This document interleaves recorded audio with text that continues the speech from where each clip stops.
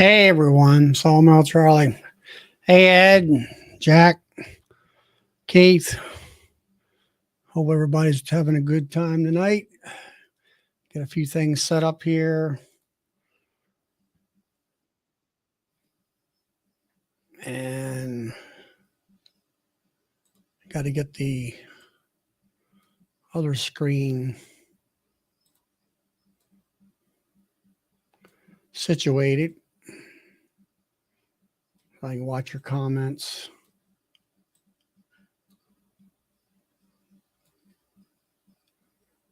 There we go. Hey, Steve, Sharon, Kimberly, A. Lee, Robert, Honeystone Farm. And there's Todd. Go ahead and drop the link.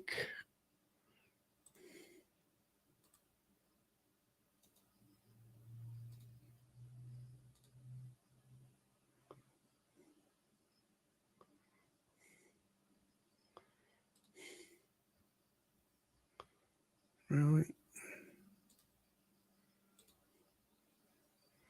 And there it is.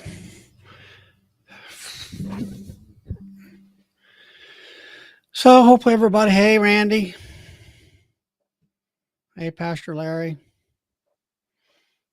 Anyway, hope everybody's had a good time with your bees this week. And I was just on another, and there's Ian. Ian, I thought you were combine. Yeah. All right. Glad that you could drop in, Ian. I anyway, it rained a little bit yesterday with a little bit of hail, but not enough to hurt anything. We need rain. We still need some rain as far as the hey Three Oaks and all that. And so anybody wants to come in, you can come on in. The other chat that I had just left, which was a local Pennsylvania chat, they were talking about hive beetles. And I know that Bob has had some serious hive beetle problems and trying to fix them with those bottom board traps. Hopefully that will help him out and get that taken care of. Hey, Shane.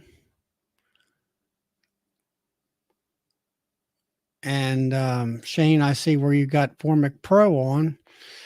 It's been so hot here. I've been wanting, it's my Aprivar treatments have went for, I guess, actually it's 7 weeks now, but it's been 90 some degrees Fahrenheit and high humidity. So I won't be able to get into there. They say possibly by Thursday of next week, it'll be 80 degrees or less, which that's when I will jump into my hives and put some Formic Pro on. And Kimberly says she could smell the goldenrod. I guess that smells like dirty socks. Bringing it in. We haven't had too much goldenrod. Our biggest problem is we've been quite dry. We're supposed to have rain for the next 4 or 5 days as far as spotty showers, but I haven't, like you say, it rained yesterday, but not enough to really make a huge difference and all that. Yeah, Three Oaks is talking about the lawsuit over there in Australia, where the way I read up on it is that if you have hives within so many miles of an infective hive, that they're going to come and kill your hives too. And even though your hives test completely varroa, clean, they're still going to kill your hives. But I presume they're not wanting to pay for your bees. So I think that's what they're suing the government over. And Honeystone says he needs more supers for the goldenrod. Okay, well, I mean, my question is, do you harvest that honey in the fall or you leave it on there for the bees? Hey, Russell, leave it on there for the bees. I know we have some spotter lanternfly on here, which is a moth type of thing that came from China, of course, and they make honeydew honey out of it. And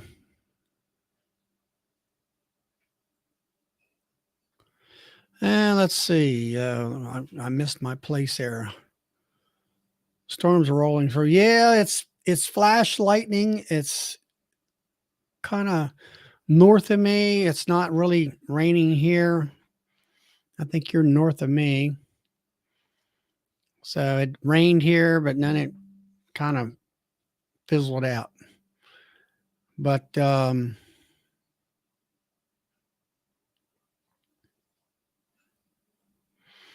Ziggy here, he's up in Canada there.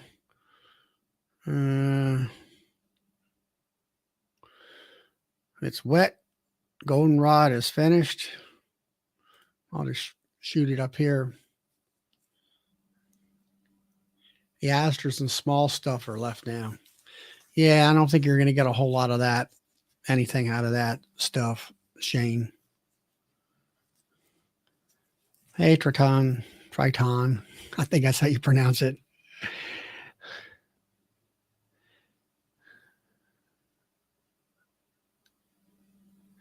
And then Keith there added 7 drawn supers for the fall flow here in North Carolina. Never got anything before, but the goldenrod is looking good this year.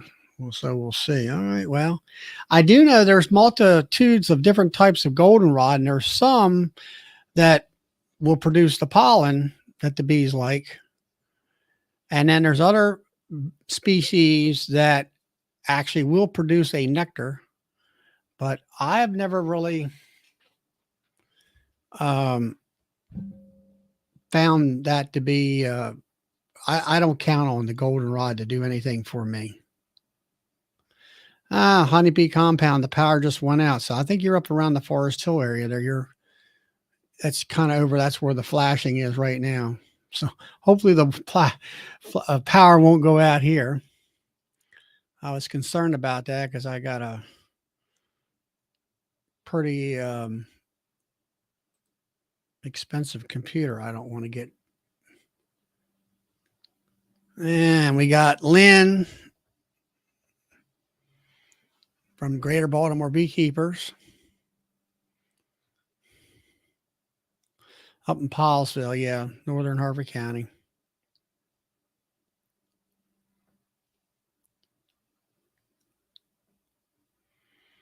So, Lynn, you're over in Lutherville, Thunder, and you're over that way. Okay. Let me check the.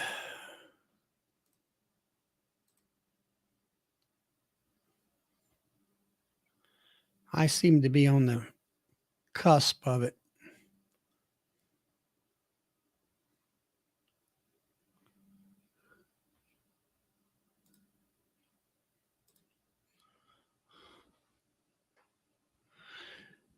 Anybody want to come in and give me a chat? We can talk.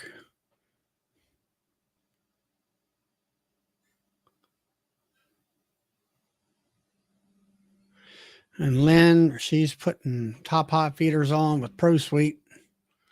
Must have went up to Lloyd's house and got some.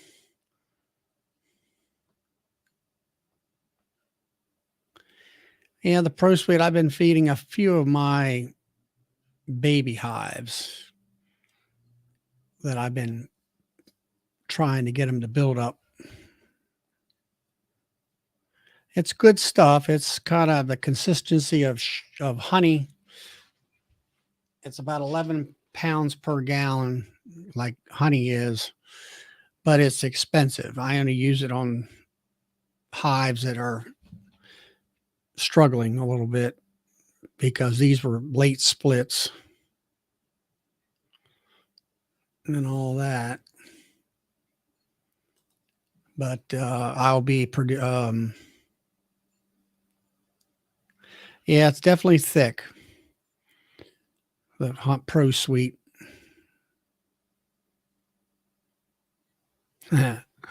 And that, yeah, thanks, Paul. Everyone, Lee is going to be having special guest on his live show tomorrow with Mr. Ed and oh, let me go in here and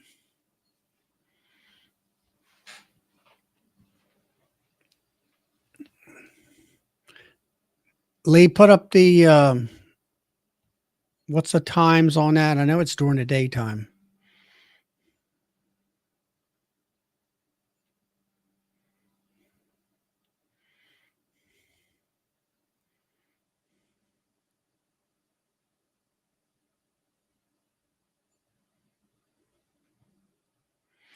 All right, I'll have to look at up. All right, it's going to be at 9 a.m. or 9:30 a.m. That will be Central Time, I believe it is, or is that Eastern?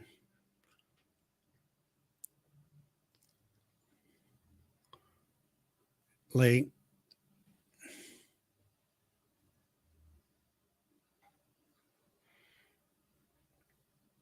Central Time. Yeah, 9:30 a.m. Central.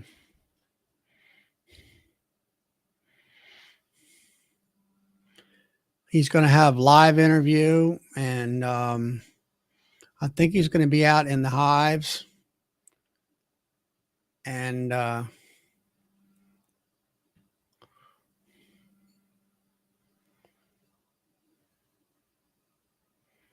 there's the link to his show for tomorrow, and you can check it out. You got Mr. Ed, Mike Barry, going to be visiting Lee tomorrow at 9 a.m.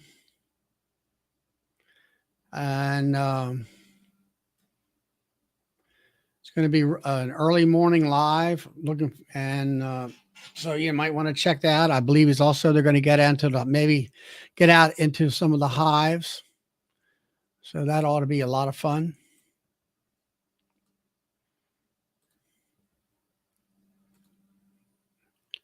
And all that. Yep. Here's Mark. Hey, Charlie. Hey, Mark. How you doing, buddy? All right. Look at all the honey you got back there. Yeah, I'm finally done. Finally done with it. Now I see. What do you got? Um, what do you got? Nuke tops in between the buckets? Yeah, Huh? that's nuke tops and just whatever I can find. What's But that? it, Instead of going down, instead of putting it right on the lid, it helps support the honey better. yeah, it keeps them from crushing. You know, I got them 4 high, Okay. so I just put nuke lids and like sides of boxes or whatever I can find, put in there. That looks like my label back. Maybe. Yeah, I had some supers that sat out in the rain the other day, so I brought them in here to dry them out. They Hey, Mike. accidentally got rained on. Yeah. Are you getting some rain out there? Are you? Yeah, a little bit, about every other day or so. Well, now Uh, you're done all queen rearing, aren't you? yeah, all that's finished. Yeah, I'm feeding the little ones. I just got out of the backyard back there, and I fed several of the little ones and put a little bit of pollen on a few of them. Yeah. A little bit of treatment Now, here and there. do you? I mean, I know Ian puts pollen on, and like Brad does. Um, do you find that they go after pollen in the fall, even Oh though there yeah, might be stuff coming in? yeah, yeah. What I put on last week's gone. I put Really? about a pound on them, I went like I ahead doubled and it. I had these. Let's see, one, two, three. Yeah, there's four hives or four nukes that are. I think they are like June queens. Somewhere's like they're building up. but I'm just trying to push them a little strong faster to make sure they're strong for the winter. And I did put like a quarter of a pound of pollen patty in each one, which is global patties along with Apis biologic. And I've been feeding them some Pro Sweet, which I cut with some water and put some Apis biologic along with some Hive Alive in there. And they took it all. Of course, it's more like a 1-to-1 type of thing. And on some of them, I didn't really see them storing any of the liquid in the combs. Yeah. It seemed like to me with the feeder jar, they were more or less utilizing it for feed right away, along with feeding the brood and stuff. So Right. here in the last couple quarts or more, I've been using just straight Pro Sweet, which is more like a honey. And I have, well, I'll check them tomorrow if everything goes well and see what kind of, they have been storing a little bit more of that in the frames, which is for a little more accessibility. Yeah, So the my lighter ones I've been putting like a while ago. I put 2-to-1 on there, uh, just so they can get beefed up a little bit. You well, know. that's what I did. Instead of me, I kind of ran out of time of going through a blender and mixing and all that stuff. And I figured, well, I'll just go ahead and put the straight stuff on there so they'll kind of store a little bit more of it. Right. And then uh, I did put a couple of them. I had some pieces of pollen patty and I put in there little small pieces and they looked like they were eating it. So that's why I went ahead and I got out a couple more pounds and I quartered them up and put them in those hives. And now it's been quite a few days. I guess it's been about a week or so. So maybe, I'm kind of looking at it to see what they're doing with it, to Yeah. see whether they're, and I did look at the entrances. I did see the last time I was out there, I'll say over the weekend, um, there was a few bees bringing in some yellow pollen. Now, just what it was from, I don't know, because I don't see any goldenrod blooming in my area pretty Yeah. much. I've got goldenrod blooming, but I'm not seeing nothing coming into the hive. Of course, we've had quite a bit of rain too. That could be washing a lot of it away. I'm just Yeah. feeding them pollen patties. I don't care. I make my own, so just I like a double deep. I'll pick up that top one, throw it right in between them, right in the middle of the brood, set it back Well, down. that's what I did. If I like my nukes are usually 5/5, and the top usually is where the storage is. So I usually pull them up, and stick that patty in between the two, and let it be right close to the brood area there. Yeah, Minnesota Mike, I watched your sawmill video today. Looks like you've been sawing a pretty good sized timber. That's what we did today. We sawed some 20-foot material and some 16-foot pine timbers for a guy, That's a along lot of with a bunch. work, ain't it? Well, Minnesota Mike's got a wood miser band mill, and it's pretty much Oh, they're nice. Yeah. they're nice, but they're a lot of hand labor.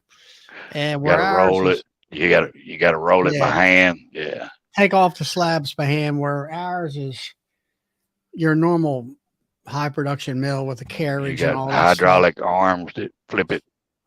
Yeah, yeah, we Yeah. got we got hydraulic turners and um yeah. All right, so yeah, honeybee compound says maybe I'm getting some ragweed, and that's a possibility. But as far as any pollen coming in, but no, our mill is the lumber drops off onto a roller and then you push it down and either goes out onto the pile or if it's a waste product, it goes through the automatic slab saw that cuts it up, stuff like that. But maybe I'll have to make some videos of that for let everybody see what that I do. Be like Ian, he's out there in the combine or whatever. I'll have to do some sawmill videos or something. Well, you've had a lot of experience at that, ain't you? Oh yeah, I mean my grandfather and father started the mill, so Yeah. that's what we've been doing forever for a living. Just second nature to you then. Yeah, it's it I mean, we went from a hand carriage to automatic air carriage and all that kind of stuff and modernized and then we have a dry lumber building that we dry lumber and we sell dry lumber and cabinetry type lumber and Oak, stuff like that. walnut. And so it's just your typical sawmill, as far as I'm concerned. Mm, uh, So yeah, I'll have to make a few videos. I got one there. It shows my brother sawing. It was a great big oak log or something. yeah, I like using poplar. I got a box right here I made years ago. I ain't ever painted it or nothing. It's poplar. Yeah, as long as poplar, if it gets wet, but as long as Yeah, it can get dry, it will last. If it's in a situation where it's constantly wet all the time, it'll rot yeah. right away. It seems like. Well, you can see right there with the handle. All I Yeah. did was went over it and sanded it a little bit, just knocked that old junk off. That's all's ever been done to it. So what we doing out in the bee yard, Phil? Yeah, I don't know. I just got out here to the farm, so I was going to show you guys. Can you hear me okay? It's Yeah, we're hearing you pretty good. You're looking, video's good. okay. It's pretty poor signal out here. I'm glad to see Mark's wearing the uniform again. Yeah. You're looking good, buddy. You're looking good. Oh shit. I got yeah. This is interesting. I got a limb fall and it looked like it knocked off part of my hive. Hold on. Let me turn this around so you guys can see it. All right. Let's see. I got to figure out how to flip the camera. I have to relearn this every damn time I do it. I think you go into settings or something. Yeah, there. I have to go to more settings, camera facing front. Camera facing, then switch it to back. There you go. There we go. We're there, huh? Yeah, it's fairly clear. It's a little bit blurry, but Look like a deer trail through there. Yeah. Let's see. How you like the size of that crack? is that what it is? It's a little bit blurry. Oh, is Can't it? really Yeah, I'll tell. hold it still. I'll hold it still for a second. That's a crack in the ground. Wow. It looks like about 2 inches wide or so. Yeah, it's we hadn't had any rain out here in a while. I'll try to the whole thing still, but when I get over here, but Yeah, it's getting better now as far as focusing. okay, y'all see that? Yeah, I it's see a big limb down on the right. Yeah. It only knocked, it looks like it only knocked the feeder shim off of that colony right there. That one on the end. Yeah. Bees are, I guess the bees are holding their own. Yeah, I can see them at the top. All right, I got to open my gate here, fight my way through this limb. See here. yeah, that crack. It's like Darren was saying. It looked like to me it followed your footpath. That crack. Well, they're all over. That just happened to be on the path. But yeah, there's the lid. And it was a feeder shim, and there's my feeder bucket right there. I'll hold it still, maybe. So this limb fell, I guess, from that tree. Yeah. I don't know if you guys can see that. It broke off. Yeah, Yeah, it It looks broke. dead from here. The tree might be dead. Probably is. Yeah, it is dead. With all this, I don't know when this happened, but the bees hadn't started attacking me yet. I'm going to move this out of the way.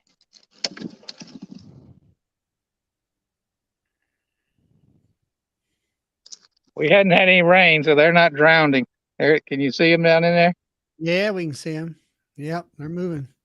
All it did, I got lucky that didn't knock the inner cover off. They got a little crack on this side. And the bees are coming and going. This is one of my, let me see if I can show you from the back. I'm allowed to walk out here and get one of these angry ones. Okay. You see that right there? Yeah, we can see it. That says PRX. Yeah, Yeah, these two colonies, I made queen cells back in Capel. That's the C, but they made it out here. That's the R for Richland, and X is for cross. Next spring, we're gonna have some called MRX. You know what that's gonna be? Matt Miller. Yep, Mark, Richland Cross. I want to get on your list. What are your early lists, Mark? Oh my goodness, look at that. Is that orientation or is that swarming? That can't be swarming this late. No, I got stung. Yeah, I had some doing that today. I thought, my goodness, what are they doing? They just had a big hatch is all it is. Yeah, I think so. They had but they're about running, a week or so ago, 2 weeks ago. Yeah. They're running out of the entrance, kind of like they're defending it or something. I don't know. Well, I don't have you get. Pop a lid on it. You'll find out. I just got stung when I walked up there close, Mark. No gear on. What is going on with my camera? I can't point my camera down. I pointed my camera up to get the hive. Maybe I got it upside down. No. No, yeah. You're right. You're right side up. So, I mean, I look out there, I see some trees and stuff, but what do you got for a nectar flow out in that area? Well, I'll have to show you. There's one plant out here that will seem to bloom and make nectar no matter how dry it is. And I'll show it to you. I got just a couple. Here, let me show it to you. I'm going to switch cameras because this is kind of this one's bugging me real quick. All right. I got somebody's ringing the doorbell. I'll be back. Sure. So I'm going to switch cameras real quick if I can. Can't figure out. Oh, I think I'd pushed up on the screen. I think this is fine now. All right. Yeah, I was starting to get stung I got stung once, and then one started bumping me in the head. So, man, now, is there a house is the location? It is. What's that, Charlie? I say, is there a house at this Luke? Is that what those are? Or are they just sheds? Or no, that's a house. I call it a cabin. It's got a bathroom and a little galley kitchen and stuff like that. It's nice. And then over here is my barn. I got my tractor and four-wheeler and stuff in there. Okay, this plant right here. Y'all see this plant? Yeah, it's got like a white flower to it. You see that little wasp working it? Looks kind of like a yellow jacket. Yeah, now I see the wasp. Her on the left-hand side there, yeah. Looks like some type of a milkweed. It's called snow on the prairie, or some people call it snow on the mountain. It'll ruin the honey though, because it's got a kind of got a toxin in the nectar. Hey, so, Alex. If you you don't make the honey out of that or not? Yeah, if you make it, you can't eat it. Why is it that bad tasting or what? Yeah, some people say they sell it and they call it hot honey or jalapeno honey, but it's not like a heat hot. It's like an irritation. I made some my first year just kind of on accident, and I couldn't give it away. I would have people taste it and then just sit there and wait for them, and I go, "Your mouth feel funny?" And they go, "Yeah," because I'd taste some of it too, just so they wouldn't think I was poisoning them. But I said, "How's your throat feel?" They said, "Yeah, it feels kind of." It makes it kind of itch and burn a little bit. So here, let me show you. Over here on the, can you guys see that out there? I see a bunch of brown. Oh, it's just brown. Hold on. Look like some green way off in the distance there. Yeah, that's white. That's that same plant. If you see any lightness in that picture. Yeah. Okay. That's just a big fields and fields of it. But it hadn't rained out here it's been about 80 days since we've gotten any rain out here that I know of. So it's like amazing. Your hives would need feed bad. I'm feeding them. I'm feeding about half of them. Half of them had enough after I took the honey that they didn't need it, but the other half, yeah, I've been feeding them every 2 weeks when I get out here. Yeah, that's about the way I do. Try to leave them what I can. I did some, I'm playing around with single deep brood management. Let me get my hands going so I can say that like Charlie. And but I hadn't. So those are the ones that really need food. The ones that you don't have a super on. It's one box, And let me get this thing turned around. I've got some of them singles. I got more than what I actually want.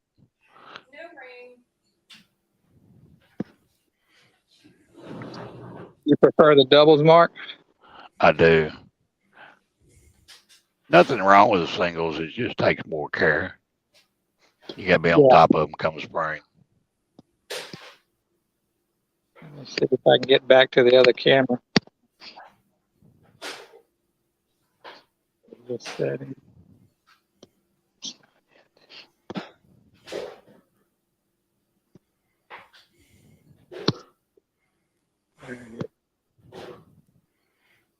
What you doing, Phil? I'm just out here I come out here every 2 weeks, and I'm going to do an OA treatment tomorrow morning, and then I'm going to feed them. And then if I can stand it, it was 108 degrees out here today. Probably. It's nice up here. Yeah, my phone in the low 80s. My phone says it's 109 in Capel right now. Here in Richmond, it says it's 108 right now. No, 102. It's dropped. Capel's 104 right now. So I'm sitting out here talking to you guys in 102. So that's down from 6 degrees. Sun's just went below the horizon. I'm glad it's you. Well, I can't take it. We're supposed to get a little relief next week. So we'll see. It's cooled off here quite a bit. Last week was kind of hot. I got up this morning. It was nice. Well, yeah. That was yesterday morning. This morning, I got up North Missouri. No, yeah, it makes me sick when I hear you guys talking about rain all over the rest of the country. Yeah, Y'all really need it, don't you? It's starting to crack and lightning here now. I was watching last night. There was the Bee Supply has a monthly live, and they showed a drought map, and it was blood red right over Central Texas, right where I'm sitting.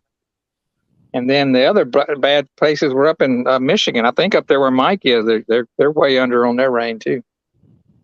But yeah, it was from Central Texas, North and Central Texas, and it swept down through Southern Louisiana where Mr. Ed and Lee and all them are. It's supposed to be real dry down there, according to that map, a drought map that he said. But yeah, we got to do something. I want to make some fall honey. I got supers ready to put on, but I don't want to put them on until that plant it'll set a little seed underneath the flower. And once that happens, I think the bees are pretty much through working it. How the hell? I just had a mosquito try to bite me. I was wondering where the hell are they?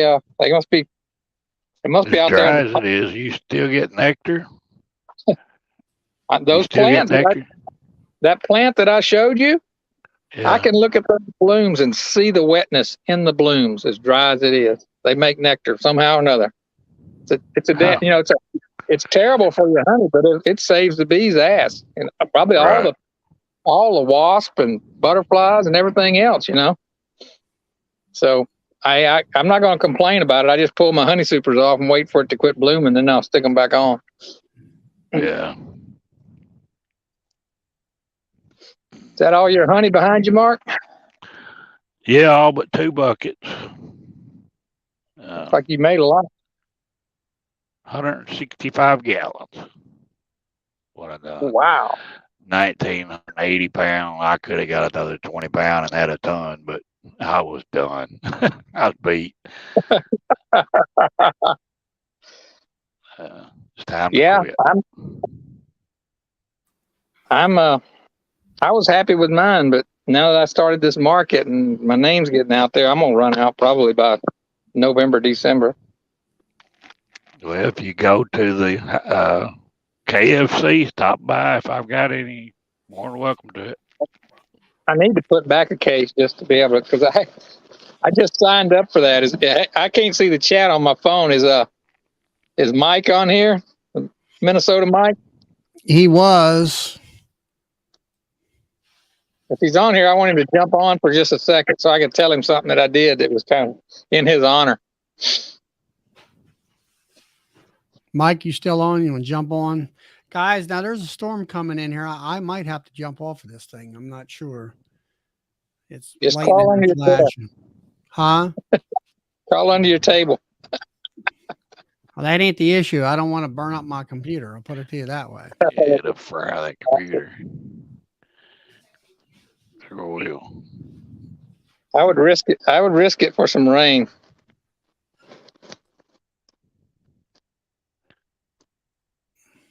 I don't guess y'all Yeah. have high humidity out there because it's so dry.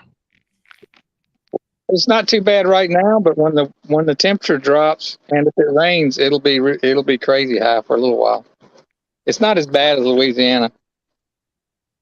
Yeah.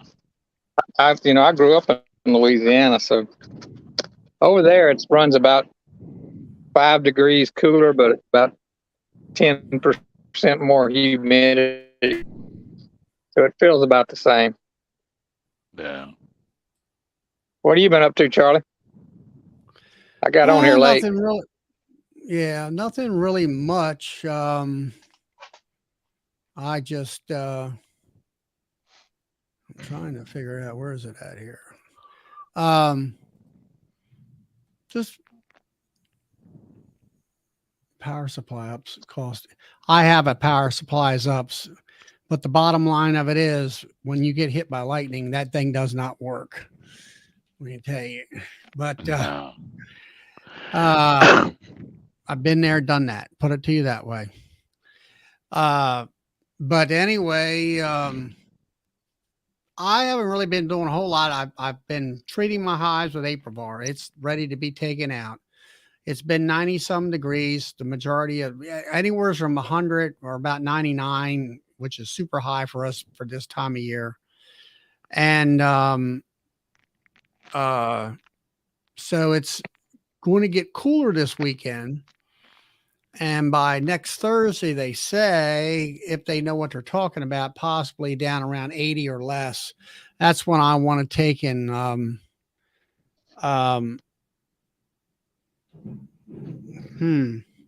that's when I want to take and put some Formic Pro in when it's, that was like the one club I just listened to, they were talking about queen issues and all this other stuff. And I told them, I think a week or two ago, I said, guys, it's been 90 degrees here.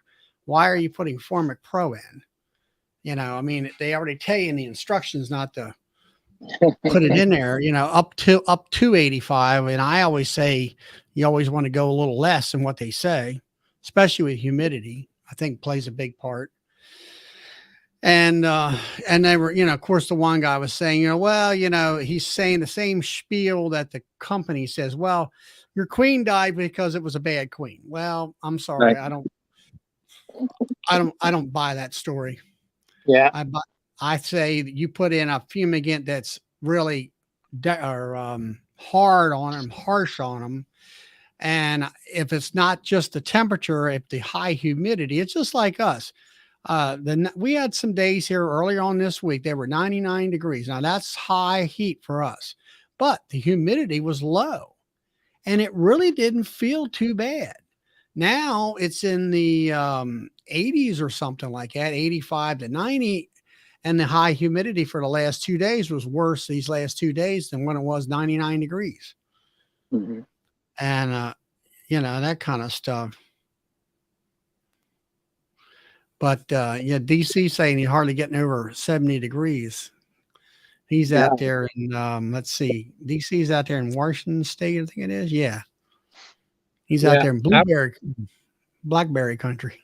Yeah, they used to get a lot of rain up that way. Seems Yeah, it's like. pouring down the rain right now. It's a lot of flashing. Don't rub it in. Well, I'm not real. I mean, any other time I'd be pulling the plug on all this stuff here. How do you got water out there in that cabin, Philip? You got a well, or you got? No, it's actually on a system.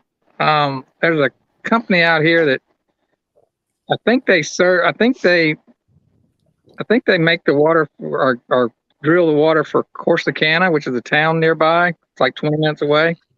But they're out Or this way. So they decided to run water lines out here. So I've got city water out here, believe it or not. Cool. That's unusual. I don't even But- have that at my house. It's expensive. It started out, it was a good deal. When I first moved here, it was only $25 a month, and I got 10,000 gallons. Now it's $45 a month, and I got to pay for the first gallon I use over and above that. So, like 6 cents a gallon or something. So it's not as good a deal anymore. Well, wells ain't cheap either, so either way you go, it costs. But yeah, it's convenient. But I think we're on a boil water notice right now, so I brought some water with me to drink. They had some kind of power problem, and they told us to boil our water until I need to look it up. It might have been lifted. That was a couple weeks ago. What'd you say the name of that little town was? Richland, Richland. yeah, Richland. Or I'm about halfway between Richland and Wortham. I know I've been through there. They sound familiar. If you come down 45, you come almost through the middle of Richland. I mean, it's right off the interstate. It's only about 300 people. It's a real small town. It's got a liquor store and a convenience store. That's it. Now, how far are you from Dallas? I'm about here from my house, from my door in Capel, which is north of Dallas, to here is 95 miles. I'd say I'm close to 80 miles from the center of Dallas, probably where I'm sitting now. So, but yeah, it's I like it out here because it's quiet.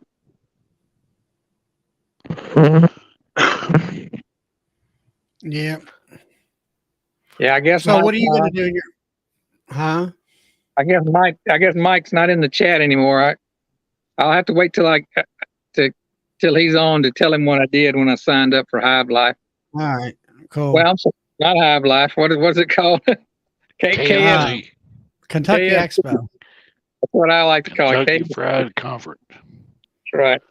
KFC. So I bought my ticket. I went ahead and bought it. That's good. I see the vendors keep coming in and different ones and stuff. So it ought to, it's, a lot of new type vendors too.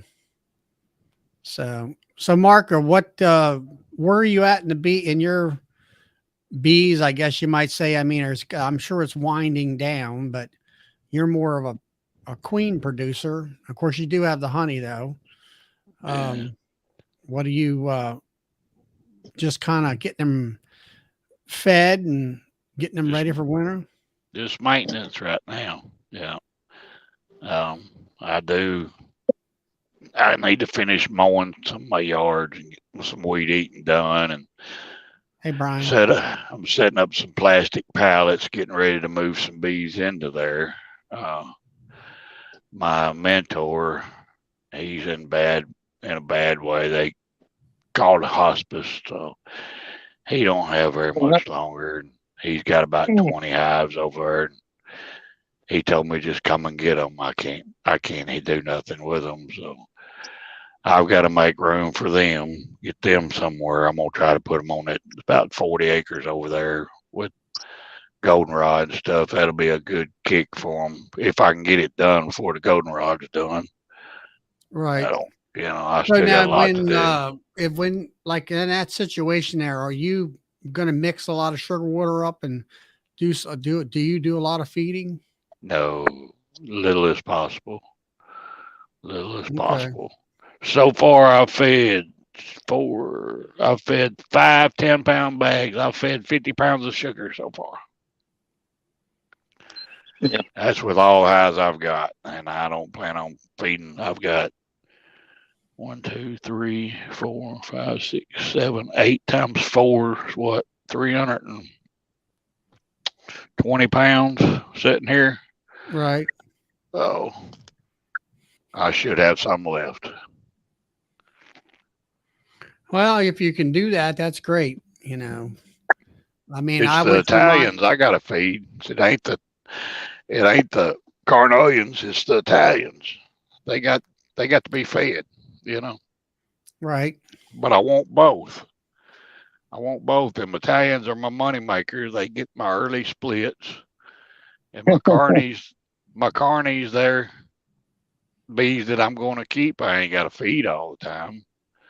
I'm trying to come up with a new carny line. I'm looking at a breeder queen for that. So we'll see You're going how to get that that works out. from Corey. No, Corey's working on one too, but what I'm looking at is VP, um, the VSH Carney Spartan breeder queen. They're Corey told me he's had some of their like that. What is that VP Allegra that they did the UBO test on, and it scored 75%. Now that's the Italians, but I want to get a carny line going over there in that other yard. Have that all carnies, and this here closer to home, the Italians. Yeah. Hey, Brian, or yeah, Brian from Flower Street. Yeah. I'm Brian, right? Or not? Huh? Not Brian. I'm thinking of Blaine. I mean, I think I saw Blaine's name. Yeah, Blaine. Yeah, he's here. I can't see the chat. Well, Good. I can see the chat, or I can see you guys, and Right. I have to switch back and forth. It says chat on here, but I pushed it one time and I don't know what happened. So I leave it alone. I know if you hit the back button, it'll kick you out of the. If you're on your phone, it'll kick you out of it. I think if I hit the X here, I think. I hope it doesn't kick me out. No, it brought me back to We're doing good. where you guys are. Yeah, I don't know. For me, I've got the spotter lantern fry, and it's not as prevalent this year than it was last year. And they have a honeydew that they excrete, and the bees jumped on that. And I don't know. There might be a somewhat of a flow or whatever it was here a couple months ago, July and August, and pretty much about 95% of all my hives, nukes, and 10 framers are full of honey in the upper super. And then I'm working on them 4 queens, of course, building them up. But I always, there goes Bill. I still feed, and I don't know. I guess I'm going to be buying around 1,250 pounds of sugar, and all that. I bought 1,500 pounds last year, and fed 1,250 of it. I have 250 pounds left over, so I don't know. It seemed like here comes Phil back. You're back. I pushed the wrong button. Now I use a lot of feed, like Charlie. If I got late nukes, that were made in July or something, I'll feed them quite a bit, But them Yeah, other I ones, find it quite interesting. I had these 4 queens or 4. I had a bunch of the boy that I helped mentor. He had a situation where he had a bunch of queens, and I utilized them all. He gave them to me, and there were cells, most of them. And then some of them were actually I hatched them out in the incubator. And I got one nuke out there right now. Put the virgin in. She went out and got mated. She came back. She's laying, building the hive up, the nuke up into a 5-frame nuke. And then I go out here the last week or so and she's gone. And I'm like, okay, what's the deal here? You know? And there's a patch of cat brood and all. And that's Do you all I have can. any bullets in there or anything like that, like drone layers or No, I don't see any of that in there yet. of course It it's late, it probably wouldn't. must have been poorly made and she just ran out maybe or something. I don't know. They Yeah. killed her or done something. I've had But several do that. I just don't think they're mated that well, yeah, honestly. Hey, Mark, Tim said left a comment and asked if you sent him an email with a link attached, a link in it.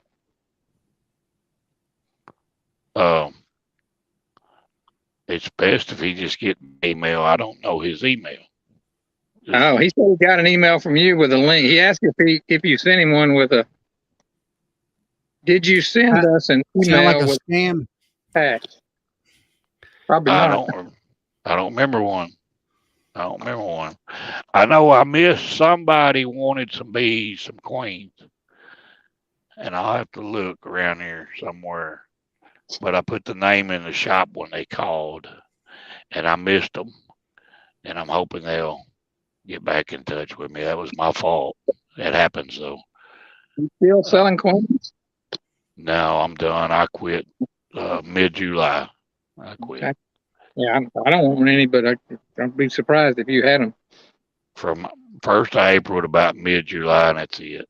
I don't try to push it. Right. It's enough work as it is, you know. And I've got a full-time plus job driving a truck. I'm gonna go ahead and just get some ordered from you for next year because last year I wanted to get some, but I just got too busy and I couldn't justify us catching them damn swarms right now. By the time got time where I could fool with them, it was about when you were ending up about mid-July. Yeah. And they even didn't have enough boxes to put them in. I like them best in June myself. Yeah. May and June. That's the best time, I think, for mating for here. I don't know what it would be here. there. Late April and May is the best. We're a little bit early, but yeah, and April. I'd say around here is May, June, July is the best. That's more of our queen rearing. You know, it may, if the weather's decent, maybe mid-April, mid to late April, but that's kind of when the queen rearing starts here. My early April ones just don't seem to do good at all. Yeah. But once May rolls around, boom, boy, they do great. You know, it's weird. This is just not enough drones that time of year. You know, still got a lot of cool days. Mm-hmm. Yeah. I'm on Flower Street, Brian. You're saying you're putting April Guard on. What's your daytime temperatures out there when you're putting that on? I know it. I was watching Bob Benny's video where he said if it was 90, he wouldn't use it. And he said 80, 85 is okay. It was 85 here today, and I probably did 25 hives, I guess, with April Guard. With April Guard. Now, what's your dosage on that? Depending on how big they was, really. I'm kind of like a doctor when it comes to that. I look at it, and if it's a big double deep, I'll get a full dose. If it's kind of lacking a little bit, I'll just give it 35 and come back, and I'll come back and check them. Just keep coming back and check them. Have you ever did any like 25 gram doses?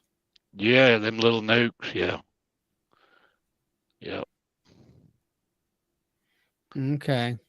I mean, that's like with me, with Formic Pro. Now, it doesn't say anything about putting it on nukes, but I put it on last year where you take one of the pads, put it right over top of the brood. I didn't have any problems with it at all. It worked quite well. Yeah. I think you're better off to use Apivar on a little nuke, to be honest. Something along that line. Well, I do. That's what's on there right now is Apivar. Yeah. They've been on there for 6 weeks plus. I'm just waiting for the weather to break so I can switch things around. Yeah. It looks like the rain. There was a question on here. Hey, Norman Mark is from Missouri, as far as I know. No, I'm in Tennessee. Are you in Tennessee? Yeah, northwest Tennessee. You're in that part that's almost in Missouri or Kentucky or whatever, the tip of Kentucky? Right up in the corner. All that comes together right there, doesn't it? Mm. It's like three. Mississippi River separates me from Missouri. So I'm right down here by the Boot Hill, Missouri. Well, you're not too far from Gus Mitchell and Brian C. and all that. I'm 110 miles north of Gus. Gus is in Arkansas, or his shop is on I-40, right off I-40, 70, 40 right there are together. And he's just right out of West Memphis. So it's about 110 miles south. Right. BC, I don't know who you talking about. BC. Yeah. Brian C. is he's in Memphis. He's got a YouTube channel. Okay, that's 100 miles. I thought that's where Gus was, around Memphis. Yeah, he shops in West Memphis, right outside of West Memphis. He's got these in Arkansas, Tennessee, and Mississippi, because Memphis is right there. Mississippi's a stone's throw south of Memphis. You can go 5 miles either way and be in a different state. Yeah. So. Yeah, I go by his shop there all the time. I drive down 40, I can see his shop right there on the side of the road. Oh, can you see it? Because I drive through there once a year going to Tennessee, but yeah, I can't really tell where it was. I can hear the cars in this video. I can tell you what mile marker it is, but I got to go by there and remember it. Now, Brian, from Flower Street, you say you're doing 15 mils of formic or a Apricard on an 8-frame double deep. Yeah, how did you come up with that? That's not dosage. Enough. That dosage for 8 frames. Is that something that you've experimented with? I put 45 on. I got some 8-frame double deeps. I put 45 on them a while ago. Maybe he put some. What was your temperature? I'm right in about the 83, 84, 85 range. 60s at night. Okay. Because he may be hotter than me too. Out there where he said he's just under 90 degrees, and that's pretty hot. He's out there in Colorado. The limit on their package is 95 degrees, but I think you're supposed to go a half dose when it gets that hot. Yeah. I would. I have a tub of it here, and I've been wanting to use it, but it also shuts the hive down. And right now, here it is September, and October for us is, the season pretty much over by the middle of October as far as doing anything, and I'll be feeding here, like I say.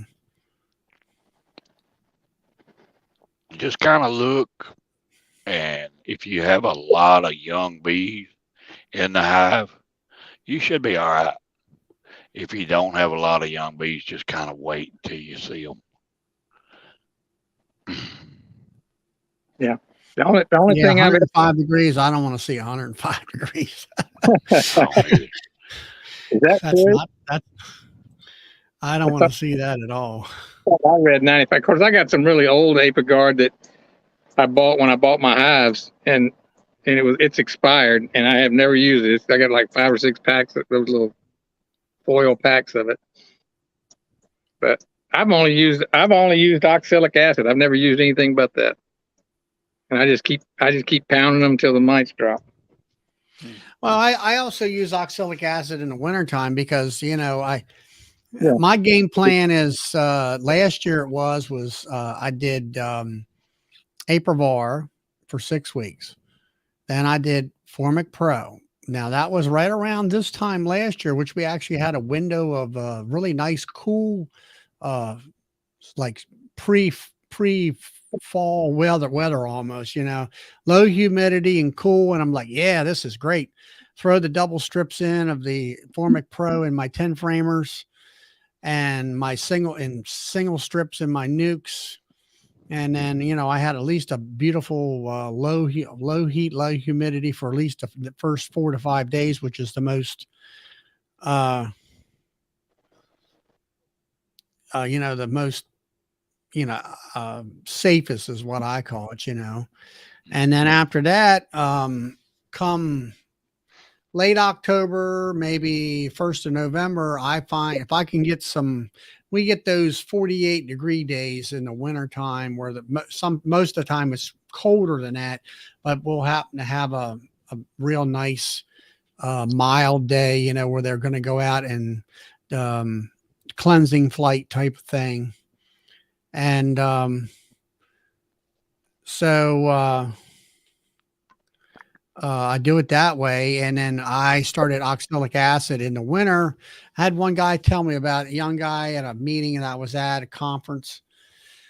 And he said I would do it every once a month, throughout the winter, and just to kind of clean things up. And so I started adopting that last year and the year before. And I would dose them that way. At least if I could get in there for once a month, fine. If I happen to get them in twice a month, that's even better. And it works because, and then one thing was I used to do like where I would dose them twice a week for 6 consecutive weeks, all the way till the end of October to when the time would change. And then of course, by the time you get off from work, it's dark.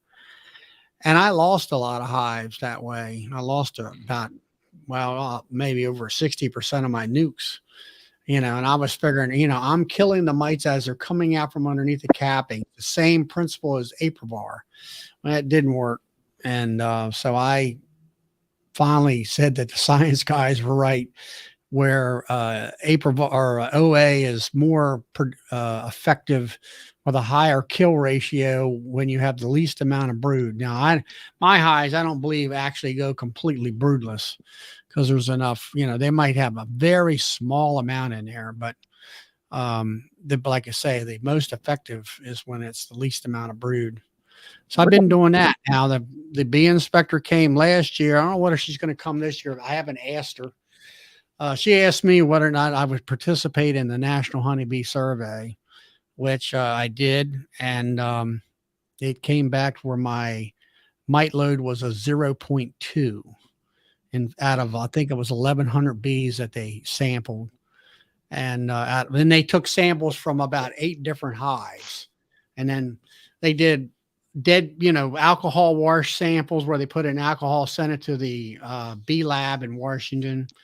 And then they did live bee samples. And they did where they took frames and beat the frames with the larvae and knocked the larvae out, the pupae and larvae out of those frames, to see whether or not they had any mites and stuff in them. And then they also, of course, later on tested for viruses and, and all those types of things like that. So I was happy to find out that was, the national average is supposed to be a 1.0, and I was underneath of that. So that's a good plan, Jordan. That's an expensive plan, but it's a good plan. So Charlie, now Norman asked, what did they do 5,000 years ago to take care of the mites? I wonder. Well, number one, we did not have mites in this country. They were over in, I'll say, Thailand, where they originally came from. Mites got here in 1987. So look, a couple questions before that. Shane said, how do you guys think the battery operated vapes would do here in Canadian winters? Shane, I think your bees are going to be clustered so tight it's not going to penetrate that cluster. That's my opinion of that. Well, now the other thing is, Shane, are you putting your bees in a bee barn like Ian and Brad does? Exactly. If you can get it to that's another thing. Then it would work. But I'm not going to recommend you do that, because that oxalic acid is not something you want to be trapped in a building with. Not that I wouldn't try it. I got a feeling Mark's the same way. We're just southern enough to try something like that. Oh yeah, you don't know till you learn, right? Right. Oh my. Heard Bob. Yeah, I'm some semblance of Bob sitting here. That's what it is. Looks like you just got up from an old man nap there, Bob. I've been sick for the last 3 days, but yes, that is true. You might have COVID, Bob. That's my coworker has COVID. And his wife, I kept barn there, Todd. Say that. his No, wife positive for it. they gave me that flu shot and with the shingles vaccine at the VA on Wednesday, and we were sitting here in the back, and after the stream when Wednesday night, and I'm like, guys, I'm not feeling good, and it's just been ever since. You got that federal government vaccine. Yeah, they wanted to give me the new COVID vaccine. I was like, nah, I'm good with that. Hey, Bob, wait till you get that second shingle shot. It's the worst shot I've ever taken. I couldn't lift my arm for 3 days. Oh, Todd's in here too. Hey, Todd. He's ducking under the radar. I'm over here reading comments. That's me. The dark square is Philip. I'm sitting outside in the dark because I go inside, I don't have any signal. I could see. Well, how was it, Philip, that you were light of day there? All of a sudden, boom, it's gone. It got dark quick. Hey, yeah, the sun just dropped out of the sky. I'm going to turn on the overhead light, but it's just going to bring the mosquitoes to me again. Are you still light out there, Todd? Yes, sir. It's only 10 after 6. You got an hour and a half, 2 hours more. My porch light. It's pitch black here. Man, I just realized that everybody on the stream has made their eye doctor significant money. I did what? I said I just noticed that everybody on the stream has made their eye doctor significant money. Yeah. We all have glasses. I didn't. I went to the dollar store. I don't know what you're talking about. Yeah, that's what I do. I just buy the cheap readers.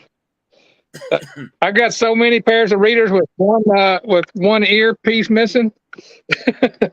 They break off. I did the reader thing, and then it got worse and worse and worse, and then I had to go to the eye doctor. Yeah, I did readers, and where I had to use them for up close type stuff. Now we can see you. And the last time, well, no, it's been a couple years ago. I went up to my eye doctor. I said, look, every time I turn around, they're falling, I'm about there. It's either falling out in the hayfield or falling out of my pocket, or I'm trying to go from one, look close and look far away. And what a pain. He said, well, I've been waiting for you to tell me that. And he says, I said, I guess we're good. I'll call them bifocals, where I got, up close readers in the bottom end of it. And that's where it works good. Now, the ones I got on right now, I call these my computer glasses. And they work great while I'm, looking at the computer and everything. They're non-reflective. Well, no, they don't. They're like the bottom part of my normal glasses that I wear, and everything is perfectly focused and everything. So it worked out well. The only problem was they were like I think it was like $100 for 3 pairs. It was kind of like a reader glasses, but to my prescription. And then 2 of them have been shot. And I'm like, man, he said, I can't get them. The company went out of business. I'm thinking, well, that's why probably, because they were cheap. So it looks like the storm is calming down now. Oh, good. We sound like we're having a round table at the old folks' home over here. Like all I can see is blue eyes. That's how you know when you're getting old, that you sit around and talk about what ails you. I could only see where you're at and get the reflection off your glasses. I decided to get out this morning early, and I had to go do something real quick, and I forgot to take my readers at all. And I was like, well, I don't need them. I'm just driving. Then I looked up and I was like, wait a minute, my eyes aren't working that great in the morning. It takes a little while before they start working at any distance. Yeah. Even with good eyes, I don't see how people read these things on these phones. That's how Norman wants wants to know, did we all start with one hive? I think I did, maybe. I did. I started with 2. I started with one, and the next year I went and got more. I started with 5, but only received 1. I bought 5, only got 1 the first year. And then the complex one. That sounds like okay. How fast did you guys move up? I guess. Shoot, Slowly. I went from 1. I grew that to 15 the first season. Then they all died from hive beetles, and I overwintered 4 nukes. Overwintered 4 nukes out of 15 10 frame deeps. Wow. And then I brought them up to 12 full colonies. And then I built them up in this past year. Coming into spring, I only had 17. So I always get that growth spurt, hive beetles. Growth spurt, hive beetles. So so now we're taking evasive maneuvers, trying to. How about you, Mark? I've heard Todd's story. Some people on here might. Was 1, and then I split it. My birthday is like August 11th, so my wife bought me a nuke kit. So I split that 1 August 11th that week. I overwintered that, so I come out of the winter with 2, and then I wound up with like 5 that next year, and then it went up to like 12, and then I lost them all. And luckily, I went and got 10. That was the 3rd year. I went and got 10 sales from Kent Williams. And I got enough brood from all them that were dying. The larvae was just pitiful looking. And every one of them made it. And I overwintered all of them. And then I started really treating hard for mites. And I learned my lesson. And the next year I had like 17. And it just kept growing from there, you know. It seemed like I stayed at 17 or around 20 for a while, to a couple of years. Now I stayed at 30 for a couple of years. Now I enjoyed 30 more than I did any of it. That seemed like that was the most comfortable. Well, you've been at it about a year. This is probably about 13th year, 14th, really? somewhere around there. Yeah. I think Bob and I are about the same, about 3 years, right, Bob? No, I'm on 5 now. 5, okay. Here, yeah. The with me it's, and I made the statement on a live that I did. I said my fight is not to make it over winter. My fight is to make it to winter after the honey flow. If I can make it to winter, then the wax moths and the beetles slow down, and then I can almost guarantee that they're going to make it to spring. But it's it's this part of the year that is where I lose all my stuff, right? So yeah. I lose mine too, but it's dearth, not hive beetle. I don't lose many though. I don't lose as many as you do. But yeah, I had my first what I call winter loss last March. I lost the colony. I lost it in March, and I call that a winter loss. If they're not coming, you can't get them to 8. The winter loss. I lost my first one in 3 years in March. But I have lost them this time of year because of the dryness and the dirt. So did they starve? Yeah. They starved. Three of them starved because I couldn't get out here for like 6 weeks. And then 3 of them, I think, absconded because I put them in a spot that was just too hot. The sun was just cooking them. They just said, I came and there was no bees anywhere around. The 3 in the yard I showed you guys, those starved, and they were in the bottom of you can tell when they starve, they're going to be in the bottom of the box. But when didn't y'all have a cold snap about that time, Philip? A real hard cold snap?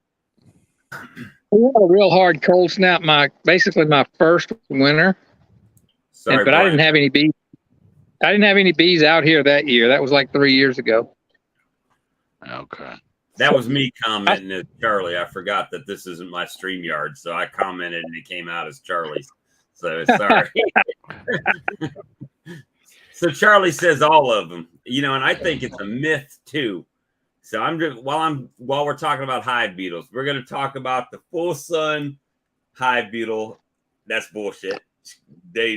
I disagree with you there.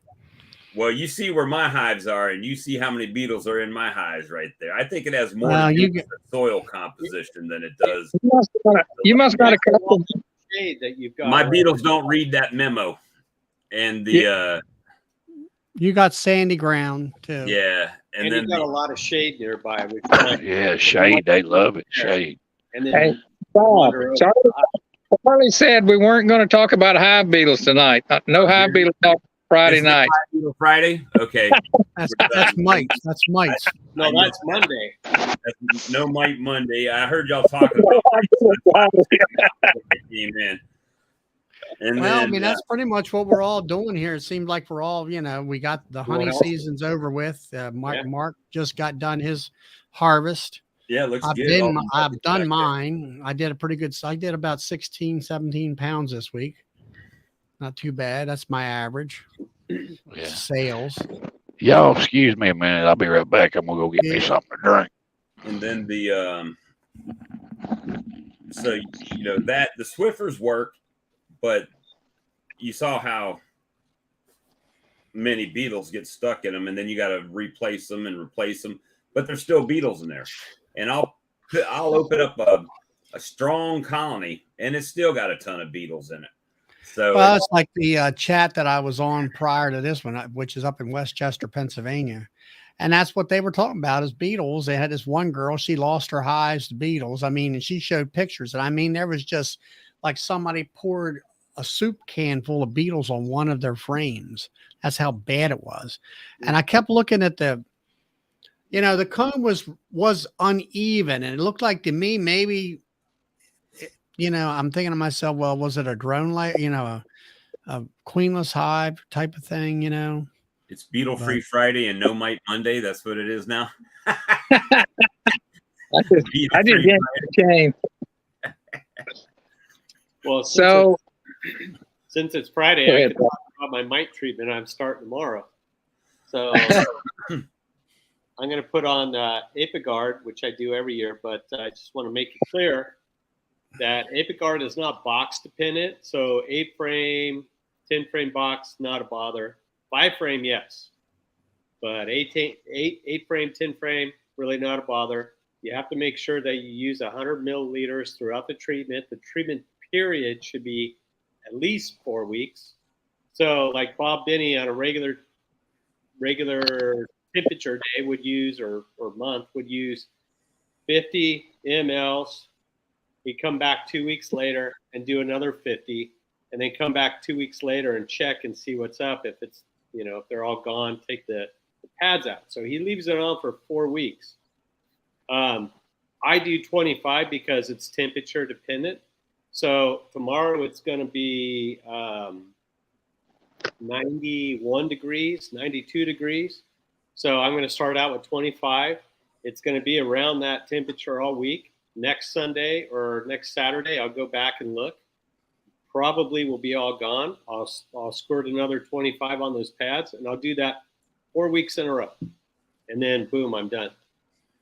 So it's now, let me ask you this. On the packaging, same other chat in Pennsylvania, and the one guy, he was talking about, I said, he was saying 25 grams in I'm going to say it was a nuke. And I said, well, it's supposed to be 4 weeks, like you said, 100 grams total. Mm-hmm.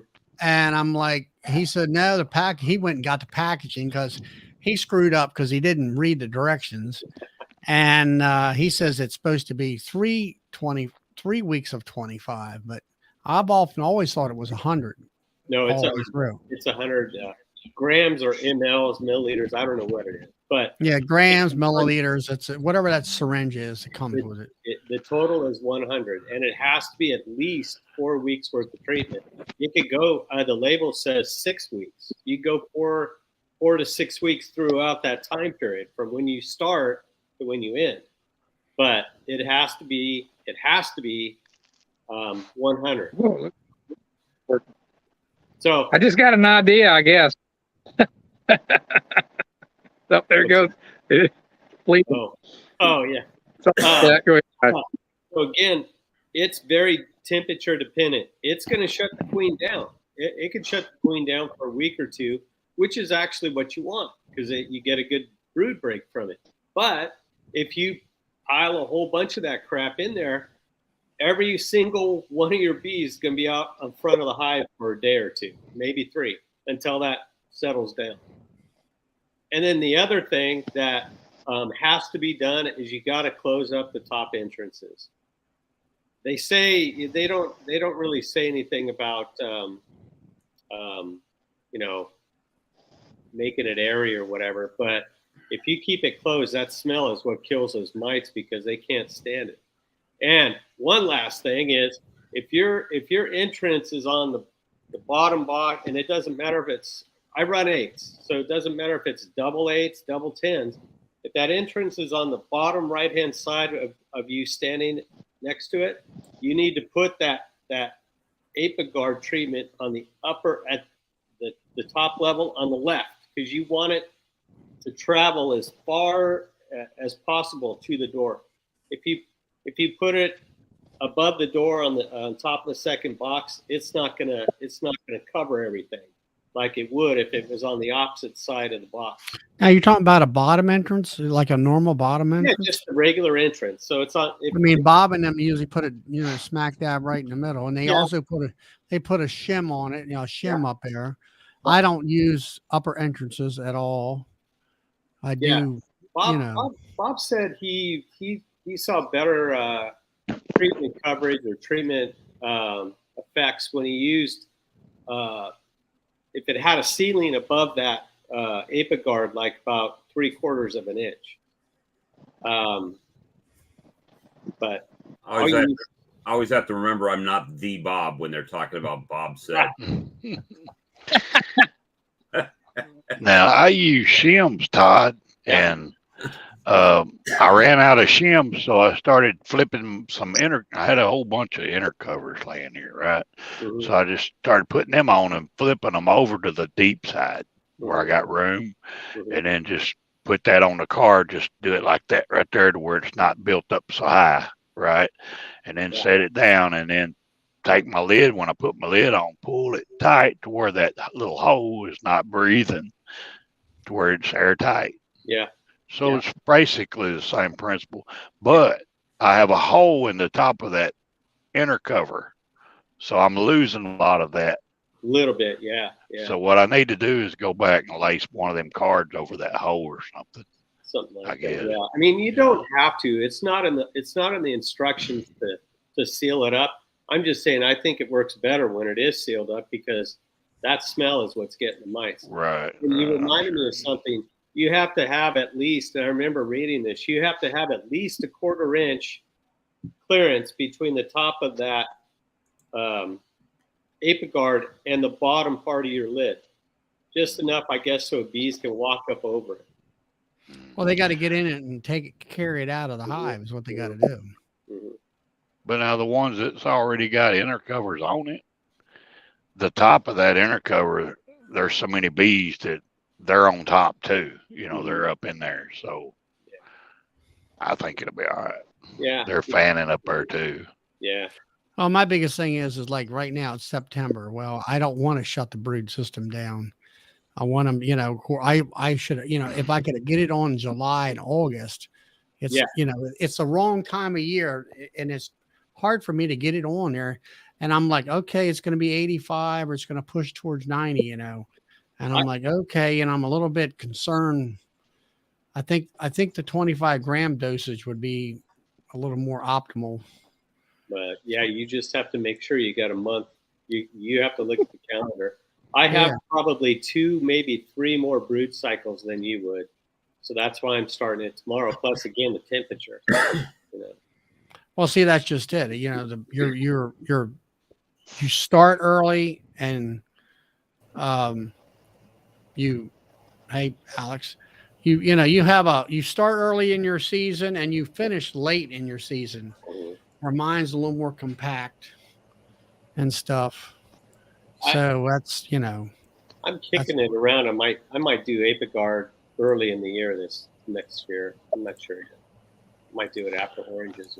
It could be a good swarm preventative. Mm-hmm. Yeah, Bob really uses that. Yeah. I often wonder, there's a lot of folks out there, well, they're trying to treat while the honey super's on, and I won't do that. And it's like, why, Yeah. My question is, do you have your mites under control? If you are that concerned at that point in time, Yeah. depending on what time of the year it is. I mean, like Alex up there, it started in June is when your honey season starts. Pretty much, yeah. Yeah, I'll see June. It's for me at the end of June, it's over with. I'm 3 months ahead of him. It's still ongoing right now, but it's exceptional. I think it's due to the insane amount of rain we've had. Yeah. But what I'm getting at is like I start prepping my highs and putting honey supers on at the end of March because I'm doing the single brood chamber thing.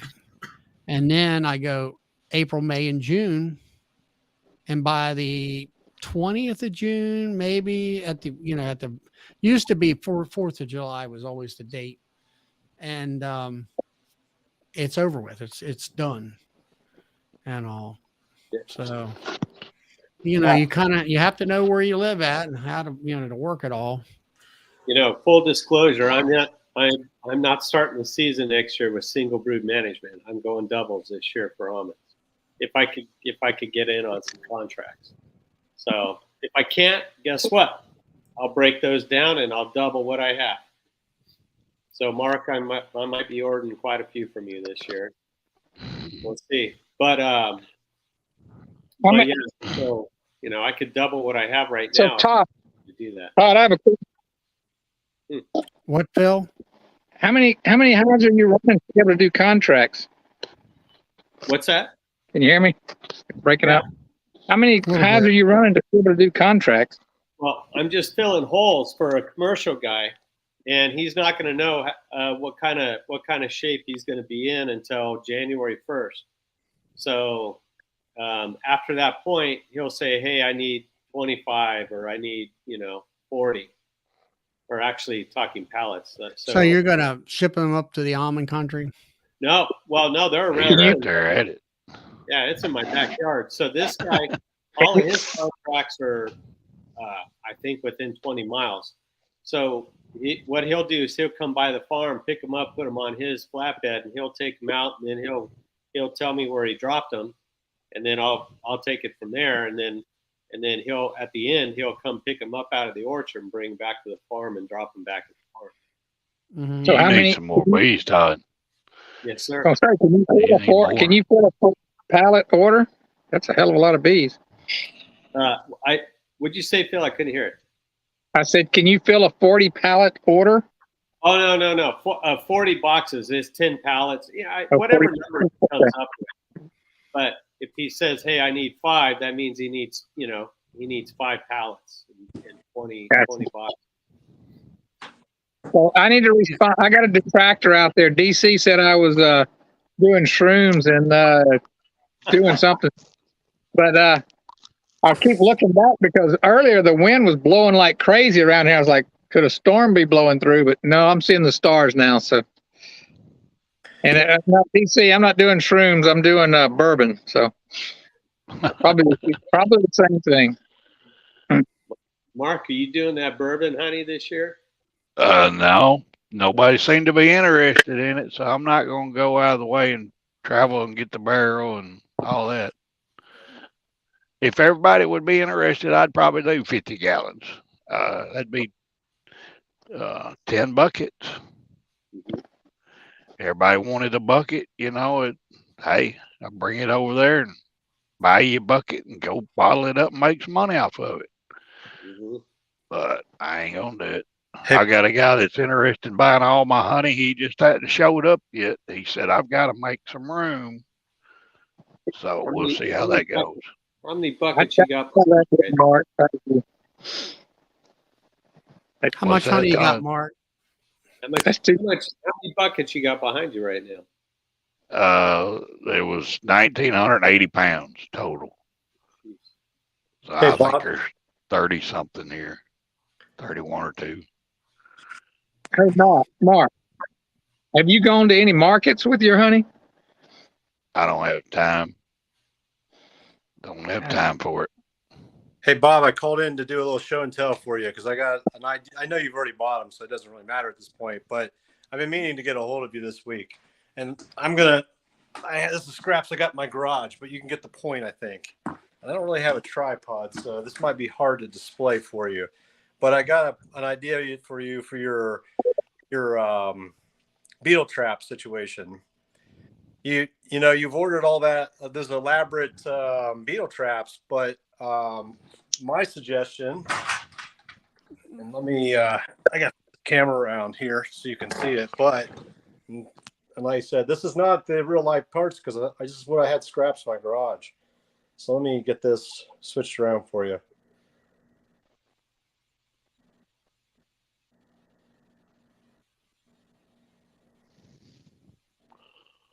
Let me start the phone. Just give me a second.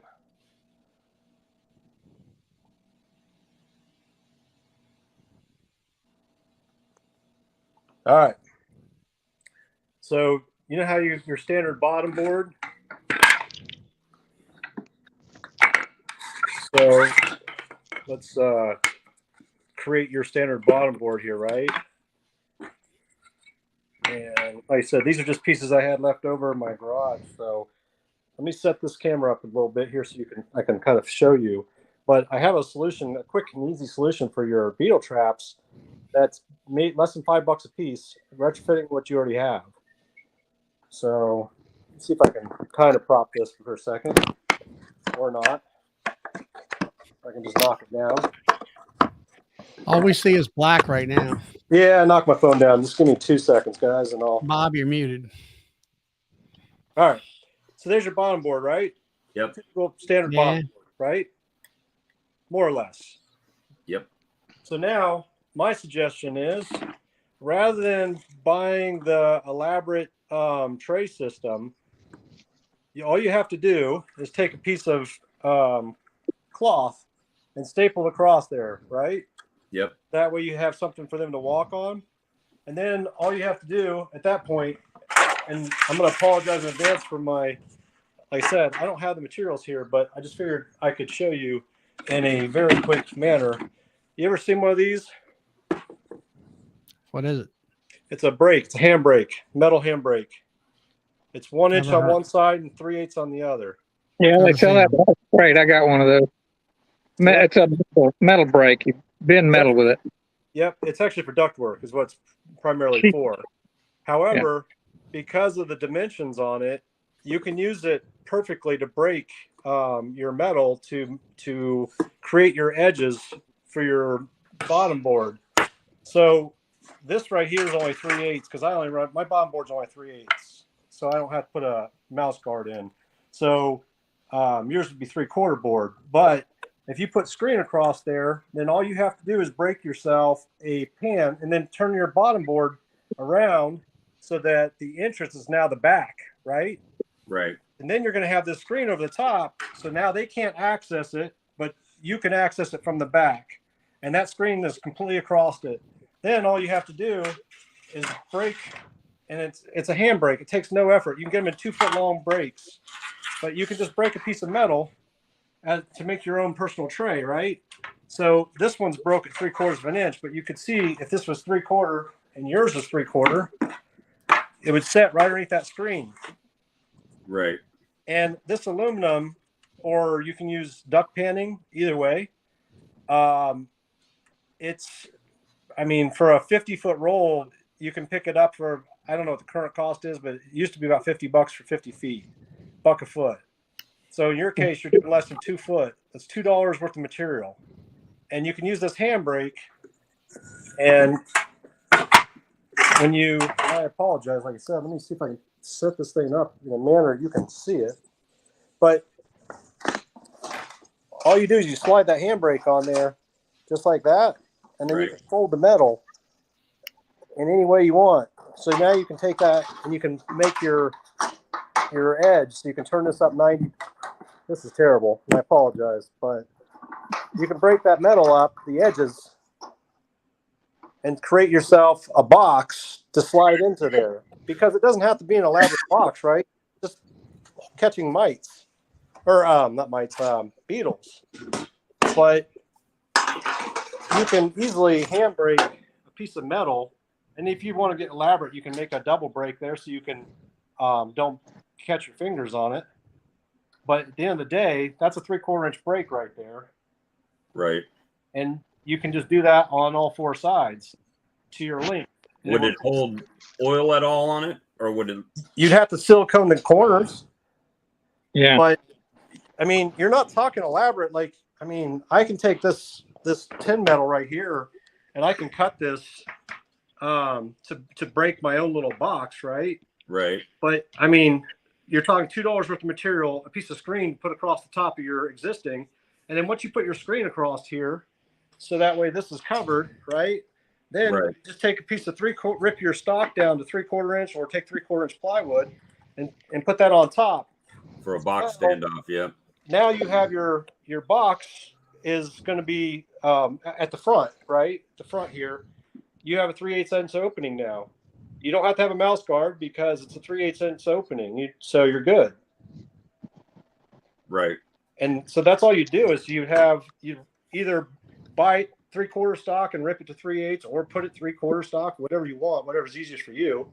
You're talking about 3 rips to do around the perimeter, your screen, and then about 2 feet of aluminum panning. And then this is $14. Hey, Bob. Yeah. Hey, Bob. Yeah. Bob, I know how lazy you are. That ain't gonna happen, is it? I respect. Hey, Bob 2.0. That's my nickname for Robert. He's got flipping that bottom board around. That was a genius call. That was really good.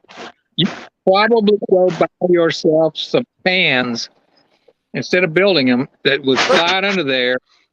Yeah. And then take your shims that we were talking about, that 1/4 inch you were talking about yesterday. I listened to you guys on my way down to the farm. Build you some shims that fill in on the sides and just slide you in a cookie sheet where he's telling you to put that pan. And I think that's a great solution he's got there. You don't have to build that custom metal pan. Tim at Gunline did that. Yeah, he did that. I saw that today. Yeah. It looks slick. Yeah, I mean, He's up, and I had my greatest idea of the night. yeah, you could definitely. Apparently, I had a great idea, and it was. Tim already did it. There you go. Actually, I mean, think about it. There's a baker's pan, right? So if you don't want to take the $14 break and some cheap aluminum, you got your, lack of better. And like I said, I literally just grabbed scraps out of my garage, so I apologize. But now once you rip your piece of boards and you put them on the sides, now their entrance is here. And if you do 3/8, like I said, you eliminate a mouse guard on your equipment as well. How's that pan fit in there? The one you got? Slide that pan in there. Well, mine are only 3/8, but this pan it barely fits over the 3/8. So if you had a 3/4 side, then your pan could slide right inside of it, right? Yeah, your pan's not going to be more than 3/4, Bob. Be back. It's like what Phil said: buy all the pans first, and then build around the pan. That way, I think around the pan. That would work. The schools buy these. Now instead of giving the kids trays, the plastic trays, and washing them because they're lazy, they buy foam trays. So you can buy styrofoam trays that you could fit into here as well if you want to go that route. Hold on just a goddamn second. You said the schools are giving out styrofoam trays and teaching the kids that we're killing the earth with climate change? Phil, you don't want to know what the schools are doing over here in my I have to know. Yeah. I'll get on my soapbox for about 2 minutes real quick, or a minute. School district has a student who identifies as a cat. And It's called a furry. Not Not a cat. California. Furry. Furry. the school district provided her with a litter box at her wishes. So she carries a litter box around school because she's a cat. No, they actually put them in bathrooms. They put litter boxes in bathrooms for the So kids. this student is carrying it around school all day, every day. And the You know what my daddy would have done if I'd done that? He'd have whooped my ass.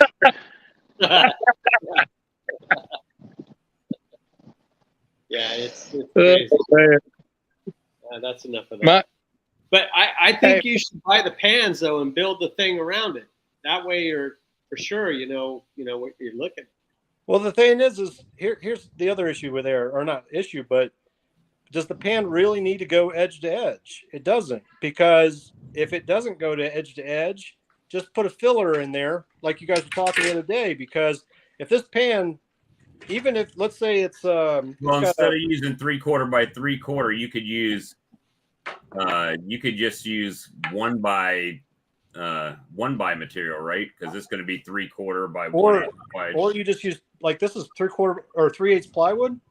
Then you could just build it so that way it comes, like if that screen is over the top, let's say like that, then. Yeah, hold on a second though. You need that to go down to the bottom, or you're going to give the hive beetles a place to hide.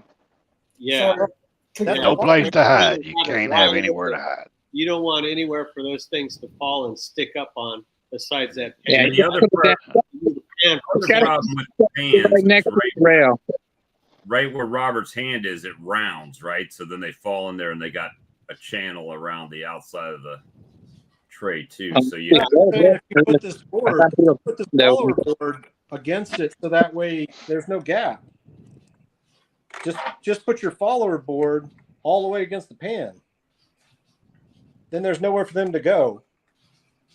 I mean, if you're worried about underneath, you can't control that anyways. I don't care what you're putting in there, because you put a piece of 3/4, but right next to it, and they can't go anywhere. Yeah, but regardless, as long as you put something to the width of your pan, whatever your pan width is, you just put something to brace to the edge of it. And if you want to fill underneath it. But at least this way, it fits tight, and you don't have that gap. by the time we're done with this, we will have it will have morphed into this like mega thing. We're gonna have to get trademarks and everything. By the time we're done with this, we won't be worried about hive beetles and something else. Hey, I was seriously considering buying one of those vacuum formers to make a tray that's exactly the size of the bottom board. But once I saw the price, it swayed me. It's going to be called Hive Beetle Rustler, whatever it is. Hive Beetle Rustler. Hive Beetle Rustler. Bob, have you got any formic acid? I've never used it. Okay. Personally, he's only taking acid. He's not taking the formic. Well, if you got any formic acid, if it's like in the 90s, go out there and put you a strip or two, whatever, how big your hive is. Lay it in there for 3 days. Go back and get it out. It'll kill them beetles. If it don't kill them, it'll run them out. Don't leave it in there long enough to kill your hive or your queen or nothing. 3 days. That's it.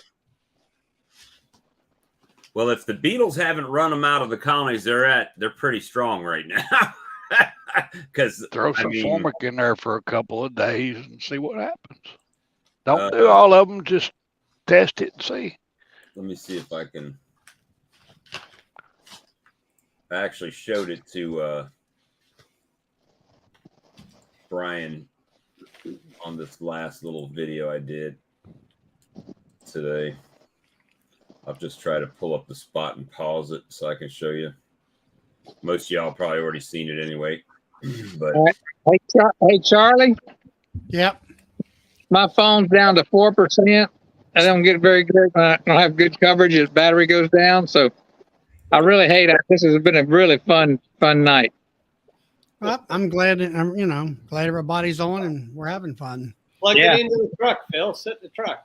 I'm so glad to have. I mean, I'm not tired of seeing Mark and Alex and Todd, but I'm really glad to see Mark. I'm glad you're seeing me. he just Good. likes that naked chest you got poked Well, out. it's been a while. And I'm glad he got the uniform on too. So it's been a good night. And all the people in the chat, I've been trying to go back and forth. I've been enjoying reading those chats too. So good night, Well, everybody. All right, we'll see you. See if Later, Phil. Good night. All right. So this is one Swiffer sheet here. Great. Hey, did you see the picture that Tim put up today of the frames he brought out of the freezer? Yeah. Oh, I've been there. Oh, yeah. Was that Tim? Tim and These- Hannah? These are Swiffers. There's a beetle walking on the Swiffer and don't even care that it's on the Swiffer. Are you treating your ground, Bob? Yep. Dang. With what? I used not Grubex, but it's the same similar type of stuff. Okay. Keep that up. And do every shaded place in your yard, because that's where they like to go, is that shade. Don't let off. And the Keep thing it that I'm up. getting at is those came out of strong colonies, and they had that many beetles in them. Right. And this is Yes. a week with the bottom board on there. You see What any I'm more? saying is if you don't let up on that ground, you're gonna have them twice as bad next year. And last year wasn't as bad as this year. Exactly. Yeah, Barnyard Bee uses salt and vinegar and chickens, I think. My I would chickens put- could never go over to my apiary. I'd get me about 5 bags of that Grubex, and I would cover the ground underneath them hives, around the hives, every shaded spot in my yard, and then I'd come back in another month and hit it again. Come Heck, back I'd in another month and hit it again. You ought to be good for a little while. I'd add the diatomaceous earth to that Grubex. Just go overboard. And Why don't you be your own customer and spray your yard with I'll probably end up killing all my damn bees. Yeah. You gotta watch out with that liquid stuff now. That'll kill your bees big time. You gotta be real careful with that stuff if you're gonna wash it into the ground. That Guard Star. yeah. Yeah, That I've stuff used will that kill your bees in a for- minute. Last year, I've got some diatomaceous earth as well. The last year, at the beginning of the year, I just had grass, right? It was just grass everywhere. Then I put diatomaceous earth down. Then I put the black garden cloth down. Then I put wood chips on top of that. So if anything came out, they had to go through wood chips, through the screen, and through diatomaceous earth to get into the soil. And this year I came back with the grub stuff, and but man, they are out of control right now. I thought Yeah, diatomaceous earth don't let up doesn't on work that, Bob. after it rains.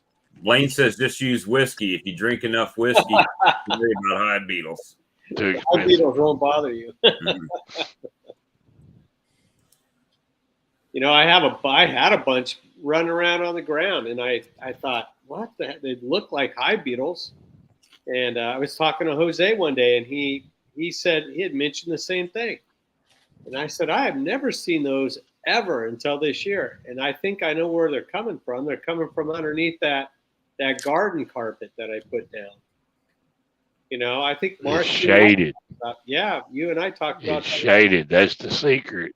Yeah, They like shade. They'll crawl a mile to get the shady spot to go on the ground.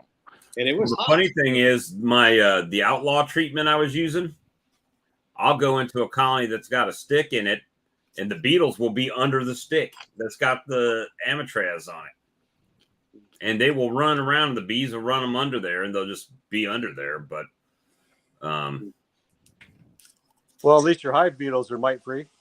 I know. Well, I watched Earl's video today. I believe he does feed small amounts of DE, but if you notice his video today, all of his hives have those kind of bottom boards on them too that let the beetles fall through. Plus, he don't have them near as bad up there in the mountains as you got them. The soil's different. Different temperatures, everything different. My soil right now, under that carpet, it's hard as a sidewalk. So I don't see it. Sandy, powdery, sandy. Yeah, not mine. They're getting underneath that shade cloth. That's what they're doing. Yeah, just a hide, but they're not multiplying under there because You tell me I need to go ahead and rip that up and just treat the whole ground. Get rid of all that crap. Yeah, that's just a place to hide. Yeah. That's what I'm thinking. But termites and everything else. I put it down originally 5 years ago. It's a mess now because I've kicked holes in with my boots when I walk by everywhere. But I put it down as a fire break because I'm out there, walking around with a can of fire and it just brown weeds everywhere you look. Yeah, but you in California though, his land ain't nothing like yours. You do have fires. Yeah. He's got greenery all around his yard. He ain't got to worry about that. But I mean, a lot of people were using it for small hive treatment because if they crawl out of the hive, the larva or the pupa, you're talking about carpet, get back through the ground. They can't get in the ground to burrow. So yeah, you're talking about carpet, Todd. Yes. Yeah, they'll find a crack in it somewhere. Guarantee it. Oh, there is. I mine, put carpet underneath of mine, and it's more for, like you say, weed control and yeah, hive beetle problems. But I don't really have that many hive beetle problems. I've got houses by there. It'd take about 5 minutes for that whole. So I'm curious. We kind of had the discussion last night on where that point in the United States is where they just kind of stop, and we were talking about them being able to live in Canada. And I don't think they could make it over the winter because I don't know that they burrow down far enough to the frost line, right? Yeah. That freezes hard and will probably. Yeah, the frost line in southern Canada is about 4 feet deep. They don't even get there. I have one, like when I told you 3 weeks ago or whatever, when I pulled my honey supers, maybe a month ago now, but I had one hive beetle or two hive beetles and all of my honey supers total. Two hive beetles? 2 hive beetles total. Oh, if I had 2 hive beetles, man, it would be like normal. I would just put pollen patties on it, everything. I wouldn't even worry about it. But my point is like on Frederick Dunn's channel, he talks about he's wanted to test hive beetle treatments or whatever, but you don't have hive beetles. He doesn't have any hive beetles, so you don't have to go far north. I mean, Central Ohio and above, you don't have hive beetles. So we have them here in North Tennessee. I spent $1,300 in the last week on beetle stuff. So new bottom boards. I spent $900 with data last night and ordered all new screen bottom traps. 20 of those. I ordered 15 of those, the landing board ones that I showed you guys. You ordered more. I ordered whole bottom boards last night, 20 of them. So that was $900.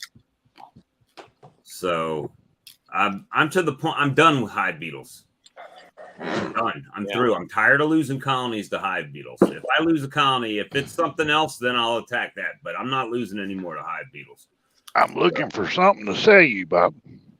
Well, hey, you got some oceanfront property in Arizona? I'm looking for something. I'll find something in a minute. It's Lord. Well, if you look at it, and we use the quick math. I've already lost 7 colonies, and I'm not talking 7 nukes. I'm not even counting nukes, right? I've lost 7 deep colonies to hive beetles this summer. Yeah. So it's like that's $1,400 in nukes in the spring, and plus how much honey? Yeah. Yeah, that's so it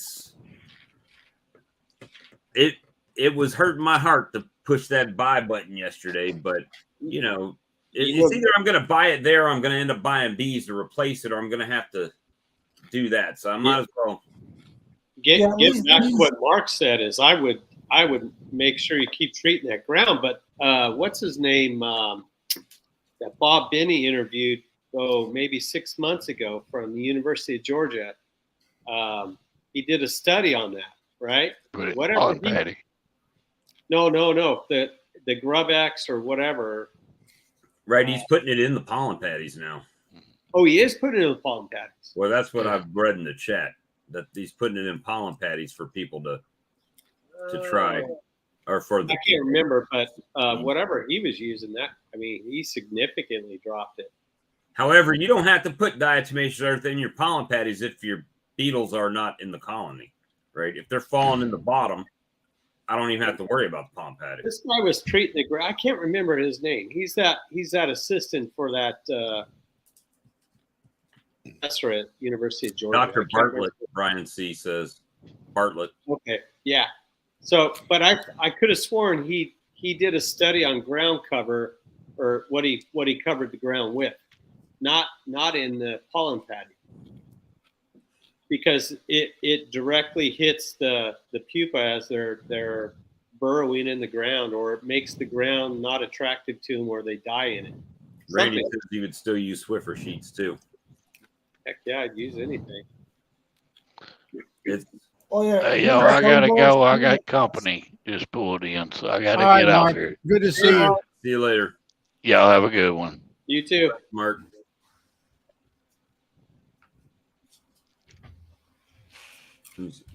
What were you saying, Alex? I said I'd use double boards and regular traps and diatomaceous earth and the candies, the peppermints. I'd go full on everything I can fit in the hive. Yeah. Now, do you have beetles, Alex? They're very rare in Canada. They pop in, probably migrating from the US, and then they disappear and then reappear here and there.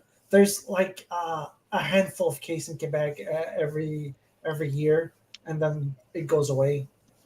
So very, very low amounts because winter kills them. What I've been relegated to with, I'm just looking at Laura's post there with pollen patty, is just putting about maybe a silver dollar size amount of pollen patty in at a time. You want those nurse bees to eat, and the nurse bees are not flying out of the hive.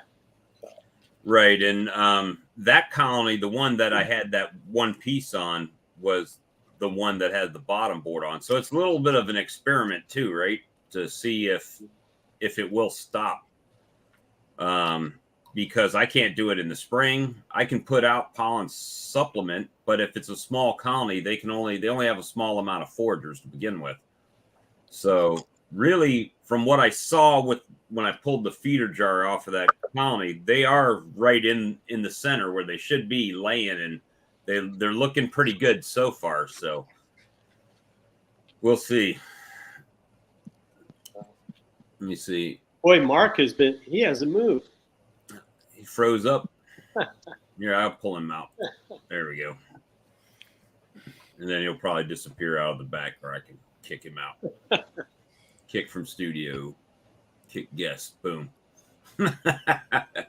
Oh, Mark's gone. We need to kick him. Or Todd's gone. We need to kick him out. No, I'll be right back.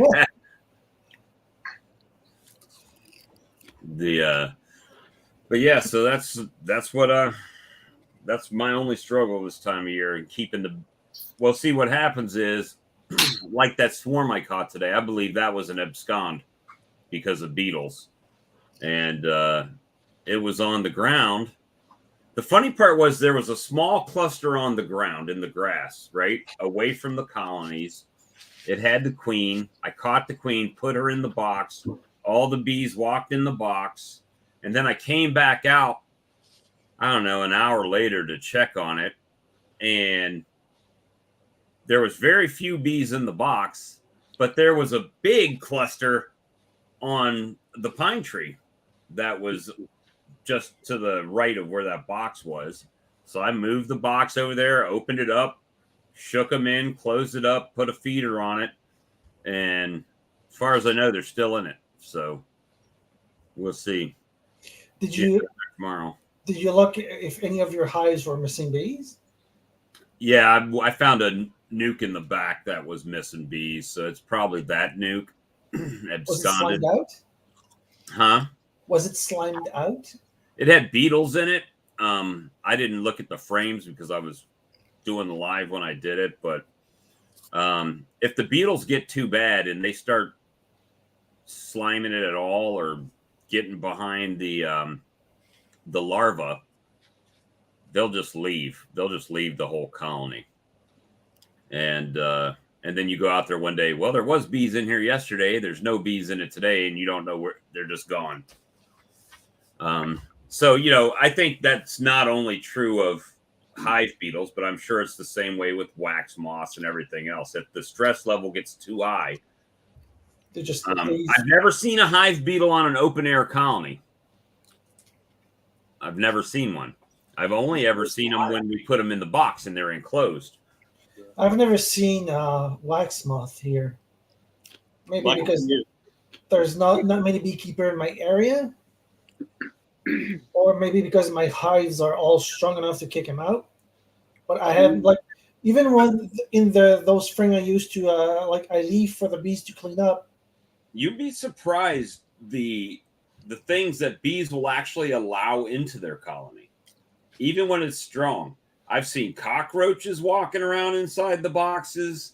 I'm like, well, that can't be good, but it's packed. Did you see my latest video? My short? Oh, with the June bug that was stuck in there and they propolized around it on the frames? Hey, yeah, Mr. Junebug didn't make it out.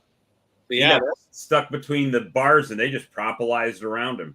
Yeah. So, well, you're not going anywhere now, mister. Yeah, they let all kinds of things in. They don't let them out, except hive beetles and wax moths. In the hive beetles, they can't run them out. They can run them around. They can't get rid of them. But that's why the screen is good, to where they will drop down through that screen when the bees get them down on that bottom, and they just fall through. So that's where I think the pan has to go all the way across. It has to span from side to side of the wall, or otherwise they'll get in there and just keep crawling back. Well, eventually they might find their way down. That might be like a really stupid idea, but what if the entrance was at the bottom? Don't hive beetles have a hard time walking upside down or flying in tight? Like, I know they can't walk around corners. I know that, and they can't go up. And Kyle from the Hive Gate, he sent me a video on installing the hive gates, and I've got plenty of them over here. Was it we had this conversation the other night about Mr. Ed's hives? He doesn't have landing boards. He just has the opening. Mm-hmm. So it's very that conversation is what made me think of having bottom entrances instead of front ones. And but they can't hover. They don't really have the ability to hover. That's why if there's a landing board, they land on it and walk right in. But if you have those entrances like Mr. Ed does, where there's nowhere to land, it cuts it down big time. But the bees can land on it because they have grabby feet. Now, talking about where you have a little scoop underneath the edge of the box.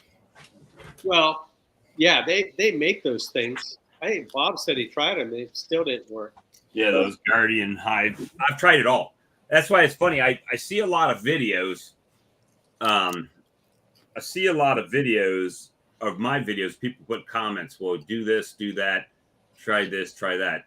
I've already done it. That's why I'm at the point of spending $1,400 to buy new bottom boards, because I've tried it, right?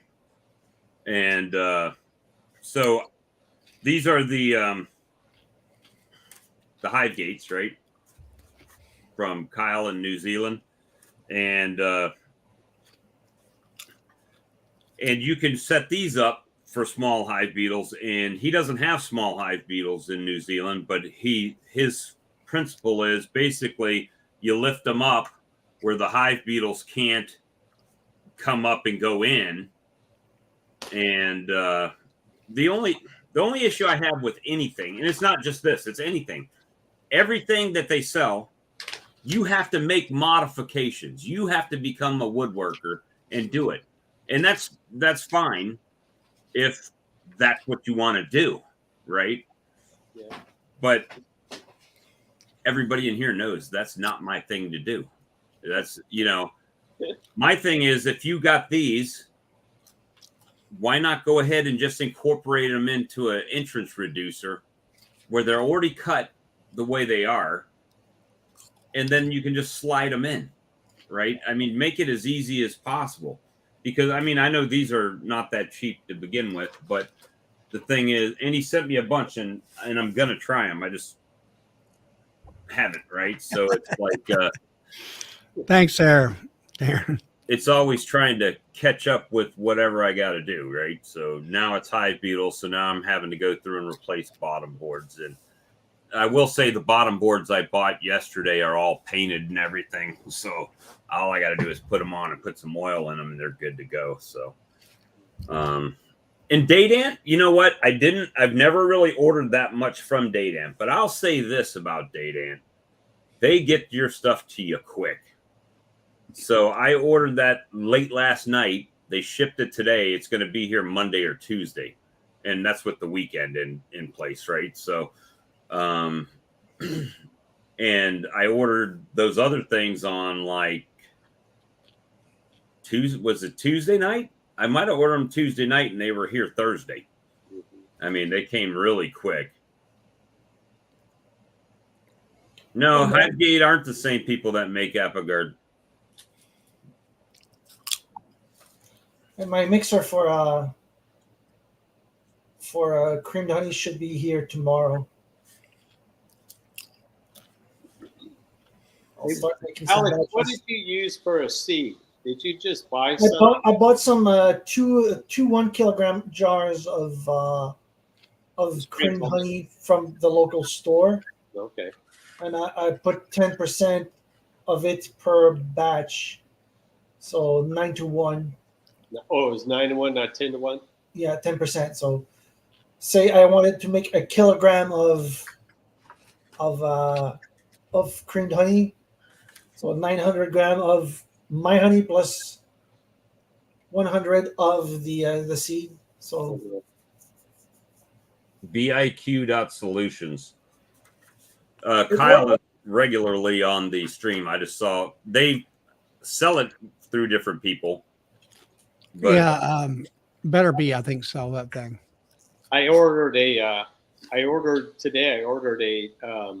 those creamed honey corkscrews for a drill bit. You know, the big long one, stainless steel. So I'll get that next week sometime, and I'm going to start. Is that what you're using, Alex? The corkscrews? Or he just bought. No, I linked to you yesterday the thing I ordered. It's a kitchen, like a high grade kitchen mixer. I can link it to you again if you want to see it. It is the Techwood stand mixer, 6 quart, 400 watt, 6 speed power mixer. That's it. I still have it up. So yeah, you know what I think I'm going to do is either go buy some creamed honey, because I could get. I don't know if you guys heard of Miller bees. He's got honey all over the planet, I think, at least in this country. I think he's out of North Dakota. But anyway, either do that. They sell it in 1 pound tubs and get 1 pound tub and start there. Or take the quart jar and put it in my fridge and leave it in my fridge for, I don't know, a couple weeks. But then you got to grind the crystals down smaller. Oh, if I put it in the fridge? Yeah, because your regular honey will have a much larger crystal. So you have to grind it down. When you buy a creamed honey seed, that work's already been done for you. Okay. As long as you find one that's got a fine enough crystal. Okay.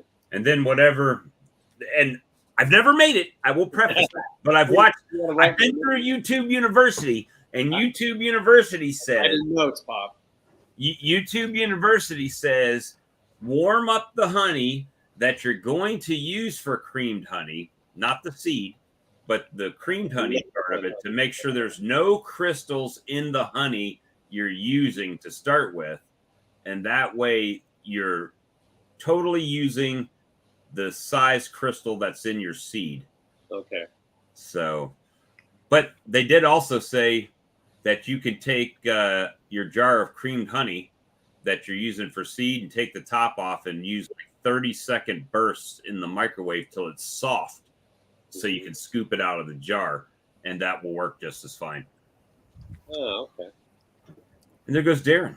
Look at that big bottle and tank. It's got. Hey, you guys were talking about one of these. don't buy one of these stupid things like I did. What is it? Mortar and pestle? Yeah. Oh. I forget what this was. It was like 25 or 30 bucks. I grinded away on this thing, and I grinded away on this for probably an hour, and it's still like it's kind of gritty still. You can buy it on where Man Lake has it for like $15 or 10, like Bob was just saying, like you buy the seed or just buy that creamed honey already. You save yourself a couple hours and about $30. Yeah, and once like you only need to buy once. It was a learning experience for me, but that's trying to figure it out. And I guess, Yeah. One of the ladies in our club, she buys it from Better Bee. Or you can just buy a really good creamed honey that you like. Yeah. That's like, technically you could buy some of Brian's creamed honey, just regular creamed honey. And basically you're duplicating his. Exactly.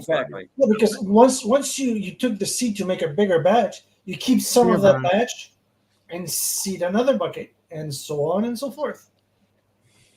So you're spreading your seed all over the place, Alex. God. Be careful. See, and the bad thing was all you dirty-minded old men understood exactly what I was talking about. Oh, God. And I didn't even have to say it. See, Texas, Blaine got it right away too. See, we know we got that. I knew it as soon as. That's funny. So, but see, Charlie, that's why I have to wait an hour before I come in, because once I come in, you stop talking. You'd like take the rest of the night off. Bob steals the show. I and feeling sick. If I wasn't feeling sick, it'd probably be Bob always goes there first. Yep, it's the. You're lucky I only say half of what I think. So some of the stuff that pops in my mind is like, yeah, I can't say that, or I have to wait till after the show to say it. But yeah, that's unfortunately something that I've learned is. All the time I spent in the military and being a military brat, all the stuff that I've heard, that trigger goes. Todd, you were just talking about creamed honey. I just got back today from Draper's Honey up in it's up near the Finger Lakes, and I got 1 pound of buckwheat, which Charlie, I know this is one of your favorites. You mean one pound of motor oil? It's a jar of brown starfishes. Actually, not one. It's 1 gallon. I'm sorry, 1 gallon, not 1 pound. And then I got a gallon of brown starfish. I'm gonna send some to Charlie, but I got 5 gallons of alfalfa, so I'm gonna dive into the creamed honey, see how that works out for me. Well, so the dark buckwheat honey that I've got, I didn't bottle it. I split it in half. I got 5 gallons of buckwheat honey, real dark honey, and that's going to be my hot honey because that's the only thing. I mean, I can taste the honey and the hot, but I don't taste the ass part of it. So I like it. I do. I like it. I really do. I like that strong flavor to it. 5W20 buckwheat. Yeah. I guess there's a lot of people. Actually, 5W20 motor oil is actually lighter in color. You should try making some mead out of that. I bet that would be pretty good. Yeah, I bet it might be. Yeah. I mean, a lot of like that goldenrod and stuff. I like that, but I think the best use for goldenrod and that kind of honey is for making mead and that cooking. Kind of cooking stuff. Yeah. Looks like so. Robert, what are you showing us here? You got a bunch of quart jars. He's muted. That's tomorrow's project. That's start of the feeding. Feeder jars. Yep. So each one gets a half gallon. Those are quart jars, right? No, those are Half Those are gallons. bigger half-gallon jars. Yeah. See, I put a quart on that one hive, and it took them like 3 or There's- 4 days to knock So, it all Robert, up. did you get into your hives and check the brood chamber out? No, I'm the worst beekeeper ever. Yeah, you need to do that. We've had rain the last 2 days, Really? and Monday was the fair, and then, so it's just I haven't had a chance. And so tomorrow I'm going to go out and get that done and put feed on them all. your kids have some animals in the auction. Yeah, we do sheep and rabbits, and How'd they do? I did okay. I mean, You get no $2,000 bunnies this time. no $2,000. Well, other people did. You know, the funny thing is the rabbit costs $20 plus $14 in feed to feed it out. You only have it for 3 or 4 weeks. The starting bid, and then same with the chickens. The chickens are like $5, and then you have to put 2 bags of feed on them, and you have about $30 in them. The starting bid for a chicken is $450 here. That's the starting bid, $450. The starting bid for a lamb that you pay $250 to $275 for it from day one, and then you have to pay $18 a week in feed for 3.5 months. The starting bid is $450. So it's kind of a messed up deal. So it is what it is. Well, the chickens pay for the sheep. Yeah, well, you can only sell one animal. So the funny thing is, you'd be better off just selling the chicken or the rabbit. I don't understand how it works that way or why it works that way, but that's just reality. Some guys or some kids, their grandparents will jump in, or some seed company will jump in and they'll run it up to like, $5,000 or something. But that's not the normal. But hey, it's all right. It's all good. It gives them experience. Yeah. So, how many holes are you going to put in the jar lids? I usually put between 3 and 5. So 3 is the minimum I usually do. And I just do the Bob Benny trick where I just take a little 8-penny nail or whatever it is and give it 3 smacks, and that's it. So they take that down. They'll take 2 of these or 1 of these in 3 days is what I don't know how long it takes them, but I go back out 3 days later, check on them. And if they're empty, I'll pull them off the hive. So they're not just sitting there. And then, but 3 days is what I give them. You can tell what hive has issues because you put this jar on there and you go back 3 days later. If it's still half full, there's a problem. If it's gone, if it's empty, they're doing their job. Everything's good in the hive. You can usually take a look at that just off that jar, and you can tell if they're queenless, if they're, if they've just got low numbers or whatever. I mean, it's blatantly obvious. You just walk across the yard and look at all these bottles, and you can just pinpoint exactly what hive has issues. Now, do you have you have holes cut in the lids for the size jars you're using, or how do you do it? Do you put an extra box on it with a shim where they can sit in there, or what? What was that, Bob? I'm sorry. When you set them on the colonies, do you have holes? Yeah. So cut out that big? Yeah. So not these this size here. This sets over the hole, but these fit in the hole. I've got a what's it called? I can't think of the name of that bit. Forstner bit? Forstner bits. Yeah. I have what Forstner bit did you use? I have a collection. Like I bought a full set that has like 32 of them in a box, and there's one that fits it perfectly. The only problem is it's getting pretty dull, so I got to get it sharpened this year, or I got to get a new one. But I can tell you, I can go look to tell you what it is. It's in the shop, or it's in the garage. Because some people were saying it's 71 millimeters or something like that, and I don't know if it's if if yours is metric or I think imperial. it's 78. I think it's 78. 78, yeah. 78 millimeter Forstner bit. Oh I no, think I thought you were talking the lid. No, I'm saying so the hole that you use so the lid will sit in it like that. If you want to know, I'll go pull the bit for you. See if you can still read the shaft to see what it is. Something. But I mean, it's in my garage. I can walk out there and grab it. Because I bought hole saws and people are like, no, the hole saw won't work. I haven't tried it, but The hole saw will work, but the problem with a hole saw, right, is wood gets stuck in the center. plug. So you got to get you better expect to have to take on the backside something to force it out, and it's going to be a pain in the butt.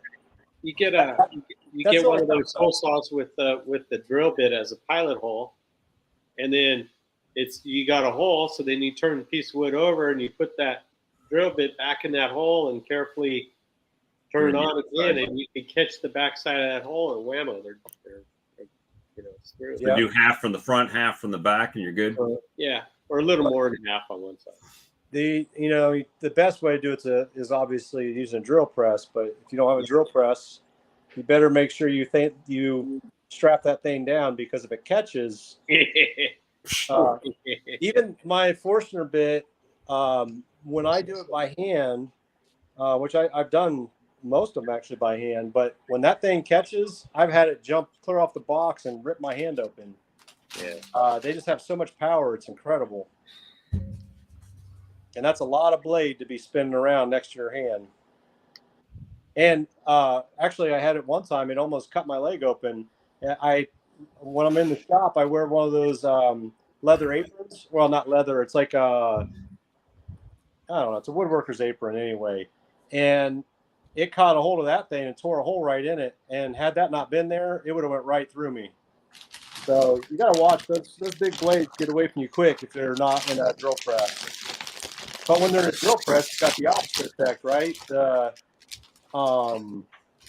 board gets away from you. You ever think about a jig? Yeah, I mean, 99% of what I do is through a clamp jig. something down and then put the jig on the table and then have some kind of a clamping device that'll do that. Especially if you're going to do a lot of them. Yeah. 2 Brett's. Hope so. 71 is correct. I thought about, instead of this year, because I've had to expand so many new covers. In the past, I drilled them all out, but I'm thinking this year, since I had to create a whole bunch of new lids, that I might just put a small, like 1-inch diameter hole and just put all my holes in the center of the lid. Rather than spreading them out around the lid, just put them in the center and then put them over that 1-inch hole. Save myself a lot of drilling, but I haven't got that far yet. I'll find out tomorrow. I have thought about also putting like a shim on there. So drilling like a 3/4 inch or 1-inch hole, and then with this, a paddle bit, and then put a block of wood on top of that so they could have some surface to go up into. Just thoughts. I haven't got there yet. Just rather than doing the big paddle bit, because like I said, I don't like them things at all. Yeah. But you don't like what things at all? Them paddle bits. Oh. We're talking about Forstner bits. I'm sorry. I said paddle. Forstner bits. Yeah, but if you're making a 3/4 inch hole for them to come up through into a bigger little chamber for them to get to the feed, that might not be terrible. But Robert, you got a full flow out there in Ohio? I don't think so. When I was out there last week, and I was pulling the supers that they dried out, and it wasn't a speck of nectar in them. So I don't think so. But it could have come on this week. I don't know. But all of our ragweed is out of bloom basically now. It is like September 5th, roughly, is when ragweed stops blooming. And then we have a ton of goldenrod, but it doesn't appear they're getting a lot of nectar from it, because we've had goldenrod blooming for several weeks and they didn't get anything out of it. That's what's happening with us here in PA. Like I got goldenrod and aster everywhere, and like the bees are on it, but like they don't seem to be bringing much in. My hives are so light. I was hoping to get a fall flow. I don't think I'm going to. I think I'm just. Are they bringing in bright yellow pollen? They are. Yeah, that's the same thing here. We just started getting a few goldenrods popping open, and they started bringing in some bright yellow pollen. Well, you can always tell because it smells like feet or wet dog inside the colony. I think that's the aster, though, right? Or is that the goldenrod? I don't know. They say Aster and ivy smell like sock.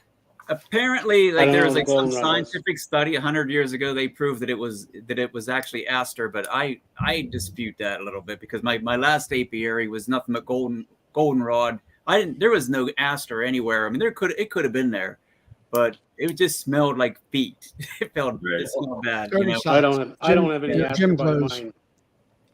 So, and mine's all goldenrod, and it smells, like you said, nasty. The But damn, it first tastes year, good. You know how when you It go does. to the colony and they get all pissed off and they put that pheromone out, and it smells like kind of like a wet dog smell when they start getting pissed off. That people say it's bananas, but to me it smells like a wet dog. But I'm very familiar with that smell with my bees. of course you are, Bob. Every one of your hives. My beetles evidently don't know about it too much, though. But it's pretty distinctive between that wet dog smell or whatever that's when they're pissed off, the banana smell, and that goldenrod stinky feet kind of a smell. It's pretty obvious when you open up that lid, man. It's instant. But I'm not seeing nectar. They might be putting nectar in the brood. I don't know. I'll find out tomorrow. Carl got there. Got some honey. What do you got, Carl? Oh, my wife was bottling today, so I don't know how good you could see, but that's We could till you turn black on the screen. oh, I touched something. Huh? Let me see.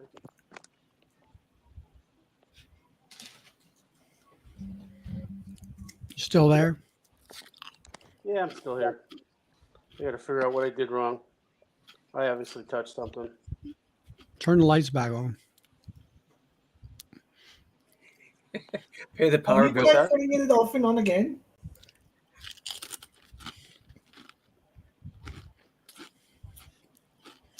So, Darren, where are you at with your honey house and all that kind of stuff the last time we talked? I can't do anything with the honey house till I figure out how much honey I'm going to get. But I'm honestly I went up to Draper's Bee Supply today. I was just telling you guys I got that 5 gallons of honey and like $250. I started doing the math on it. Like I could sell that, just bottle that and sell for $600 and then steam it and sell for $900. So I don't know. I don't know where I'm at with the honey house now. I mean, I'm actually thinking I don't need as many hives as I thought. It might be easier to do it without all these hives and all the less equipment, and kind of at a crossroads in a way. The problem with going with a lower number of hives is if you get a lot of die-outs like Brad had. Yeah, you're more vulnerable if you with a lower number of hives. Yeah, you're right. Yeah. Yeah, but what you're saying, Darren, is that you can buy the honey cheaper than you can go through the process of making it, Right. and then you can be a packer and resell it. Right. Exactly. And the guy's right up the road, 3 hours basically, and I could, I made a trip today, and I have no problem making a trip, a couple of times a year if I needed to. I'd still like to have the hives, just to have the hives and have the you local can honey. have the hives and say that's your honey. Right. Or Yeah, just say I have local honey, and this guy has like pretty much, he has buckwheat, he has goldenrod, he has pretty much anything, alfalfa, anything that I want, really, pretty much anything, basswood. So, Well, you can have your, what do they call those? Your flavor honeys or whatever, they don't call them flavor like the honeys. What do they call monofloral or the polyfloral or whatever. Now you see all the money like people put into this equipment, and it's like, well, holy shit, you don't. I don't need to do that really if I didn't want to, So Well, I mean, we talked about this the last couple nights too, right? Is that if you can buy a bucket for $215, $225, whatever, and you spend $60 in bottles, you're at, still under $300. And if you sell it for $10 a pound, you've doubled your money. And if you cream it, you could be selling it for like 15 a pound or whatever. You're looking at like $900 or whatever for just out of one bucket. Well, that's what Alex was going to do. You can get even more. Was that Alex? If you add flavors to your cream honey, you can get even more. Yeah. Right.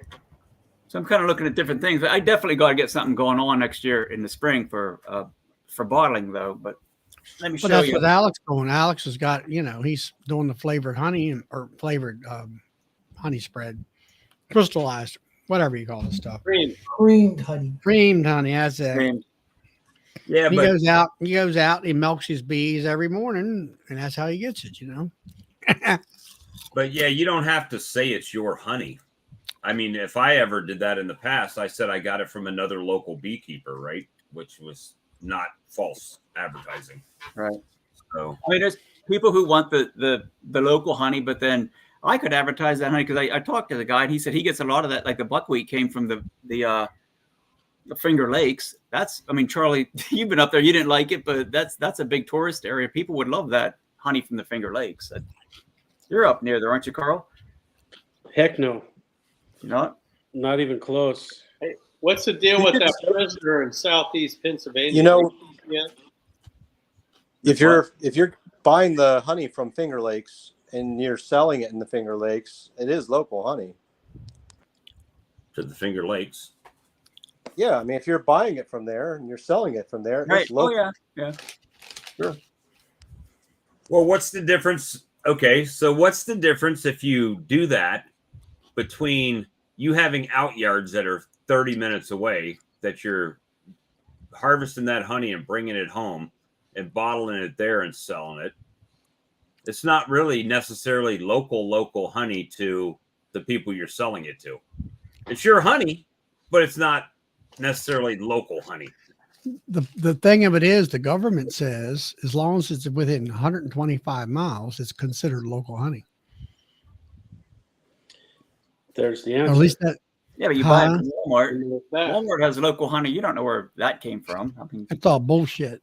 Yeah, I think I've even heard on this chat that people said 30 to 50 miles is a good radius to say, if you're within 50 miles, consider it local.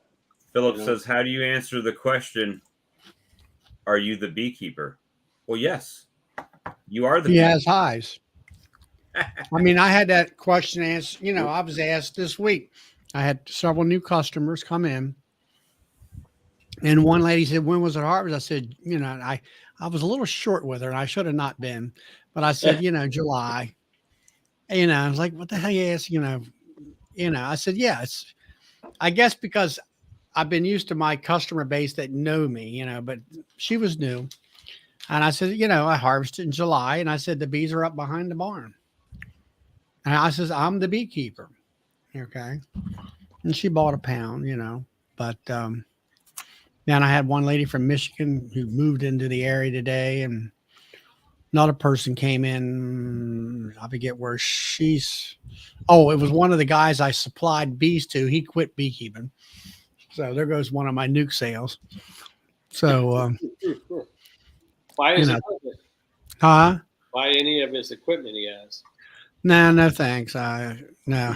Let me put it to you this way. He brought his hive body down, and I'm like, you ought to take that and put it in the burn pile. That's how bad it was. Okay. Well, I still have my hives, right? So if I have 10, I'd like to kind of max out at between 20 and maybe 30 production hives. So that way, that's a lot of hives. Well, maybe right, 20. so let's put this in perspective real quick before we get off on a tangent, because I see comments coming up on the chat. And this is exactly how Bob Binney runs his business. He's got a ton of colonies, but all that honey he sells is not his. He buys it in by the tractor trailer load. He's got videos showing him bringing it and delivering it. So he doesn't hide it. So I understand what you're saying if they're coming to your yard and picking it up, but there are business models that is a viable business model. The thing of it is, Darren, all right, I've got 12 honey hives here. If I didn't had queen issues, I probably would have had around 1,200 pounds of honey. I did get 975 pounds harvested this year, which was like about 115 or 20 more pounds than I did last year. But what I'm getting at is varietal honeys. That's the name of what they Right. normally That's what you were call it. looking for. Right. That was what all right, you got your buckwheat. All right, you don't have buckwheat in your area. So I don't. I can't get that. you bring your No. you bring your buckwheat into the situation. You bring in let's say I don't have basswood in my area. Bring in the basswood in. The alfalfa. That's All right, alfalfa, that's out in the Midwest someplace. All right, so now you got three varietal flavored honeys, and then you have your local honey. my local honey. My local honey is going to be wildflower because that's pretty much what it is. It's just a variety of a look here. Look at this. This is my. Can you guys see? This is my spring honey. Yep. Right. I harvested. This was in June. That's what mine looks like. This was in June, and then this same honey, but it was in July. So it's all wildflower, pretty much the same thing. I mean, it's not the same thing. There's different Ones. Yeah, but I mean, it's all wildflower. I can't do buckwheat. I can't do alfalfa. I can't guarantee that it's basswood. But some people. But what I'm getting at is, all right, where are you going to sell your honey? Are you going to go out to fairs or events or whatever? I want to do events and stuff like that. All right. Well, if you look like Brian from Flower Street Honey, that's what he does. But he does, it's like everything else. You got to have a variety of things to bring people in. Exactly. Yep. And there's one gal in our club here. She does quite well with it. She ain't got time for no bees. She buys honey from whenever she is a beekeeper. She has had hives. I don't know whether she's got one or two now or not, but she does buy honey in from certain folks where I used to buy it from. And but she also makes, for her, she makes a lip balm. She makes a hand cream. She sells honey. And I think she might sell some wax, maybe figurine looking wax, like a pine cone or whatever. And I talked to her, she's at a local community festival, like a 2-day event or whatever. And I said, okay, Suzette, what's bringing in? He said, the honey's not what sells, brings the customer in. It's that lip balm and that hand cream, then they might pick up on a bottle of honey, or they might buy a candle or something like that. I'm not opposed to selling somebody else's honey, like if Carl or Flower Street, if somebody has something interesting that I like, I'd be more than happy to sell their product, and advertise their product to them. Here's an example, Darren. Here's my plain honey from the spring, which was July before we pulled it off. Okay. Is that crystallized or is that just dark honey? Nope. It wasn't a light honey this year because it came in so late.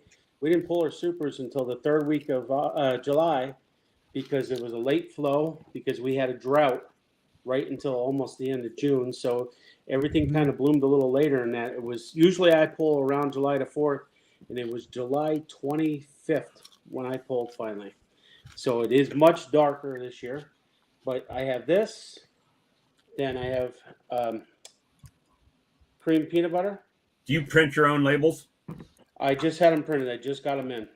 Where are you located? Because that's the exact. Turn that cream peanut butter, Carl. Let's see that. Let's see what that looks like. Turn that around. It looks like peanut butter. Yeah, it does look like peanut butter. What's it taste like? Peanut butter? What's it smell like? It actually was bottled a couple days ago, and it's still not even completely thickened. You can see it moving some. But it does. How do you put a powdered peanut butter powder of some sort? Yeah, that's what we use, an organic. PB Blast? I'm sorry? PB Blast? No, I don't know what it is. It wasn't PB Blast. My wife got it. PB This is the cinnamon, which I'm allergic to cinnamon. Wow. So here I am holding it up, and it's. I'm not a great. Oh, you almost lost it there. She just bottled this today. It didn't even start. Is that what yours look like, Alex? So. But then Well, this is the one. Mike, mute. No, mine And looks a little darker, maybe because I put more cinnamon. Yeah. Then I have the infused. Now, this is the thing, Darren. I've sold probably, in comparison, I've sold 8 peanut butter to 1 regular honey. I've sold about 10 of the hot honey to 1 of the regular honey. And the cinnamon just is coming out now, so we really haven't sold it. It's going to take another week or so until it starts to really set now in the jars. But last year, Now my you wife take sold that, over you put your 250 jars of in them. a refrigerator. I don't. I keep it downstairs where it's about 65 degrees, and it seems to take about a week or 2 to set up good. What do you have in your So- hot honey? What kind of pepper you got in it? I have in my hot honey, I have habaneros, jalapenos, and Hungarian long hots. How hot is it? It's not. It's It's hot. not. It's hot. get It's the spicy. It'll little give you that spicy. tang. It'll give you that tang, and it sticks with you. But then it the has sweetness pops through. Yep. Yep. And it's Wow, people. nailed it. Yeah. People Now, love it. is that a powder that you buy or something? No. I use all fresh peppers. You did What like do you I do? What do you like I do? did, right? You go up there to No, come on, Charlie. Now you want me to give up all the secrets? No, I'm thinking there's a farm. Those are only for Pennsylvania beekeepers, Charlie. Yeah, I know he you want is. me to But give he's them up all there at. He's close to. What the heck's it called? Poconos. The Poconos. It's a chat So- that I watch. I'm close to the big Poconos, actually. How big are your batches that you make? The hot honey I'm making at 60 pounds a pop. The And what about- cinnamon honey we're making at about 150 pounds a pop. And the peanut butter we made at about 150 pounds this time. So And right now we have to make more. on the cinnamon, I mean, you don't have to give away your recipe or any secrets, but is it? And my How- wife actually, I'm allergic to cinnamon, Todd, so I can't even tell you. But you don't know how much is added, how much powder is put in there. All I know is if you ever go into Sam's Club or you go into a restaurant store, they have those big ass containers of Yeah, the spices. Big ones that look like this, but they're bigger. Oh no. There's a full 1 gallon, gallon and a half, whatever I they are. got you. Yeah, she buys 1 or 2 of them at a crack. I know that. Oh wow! She's using quite a bit. Wow. Okay. So, now the peanut butter, I don't know how much she used that either, but I know that they come in 2-pound cylinders, and I think she used for that 150 pounds. I think she used 4 or 5 of them. So she used quite a bit. Well, so the hot peppers, I mean, ours are pretty similar, but I use jalapeno, habanero, and serrano peppers for Okay. my regular hot honey, and then I've got the batch of ghost pepper. I'm sorry, not ghost pepper, Carolina Reaper honey. I Sitting over have a couple friends that asked me, and I actually dried some habaneros and ghost peppers that I didn't break them down or anything, completely dried them, and they went right in the bottle with my honey the way it is. It turns out, I told them, I said, if you want your ass on fire, that's perfectly fine with me. I mean, it's not mine, so you do what you want with it, but that's what they wanted. So they got a habanero and a ghost pepper in it, and I'll be tasting that probably next week to see how it is. Does That's, Carl that's have a exactly website? what I I can- made for my brother on Christmas. Habanero, and fresh habaneros and dried ghost peppers. And Wow. I do have I don't have a website, but I have. If you go on Facebook, we're going by 2B Brats Honey LLC, and we just literally, it's taken us. This is our 5th year. We're getting into it now. We're starting to get the honey production to where it's hard to sell just by word of mouth.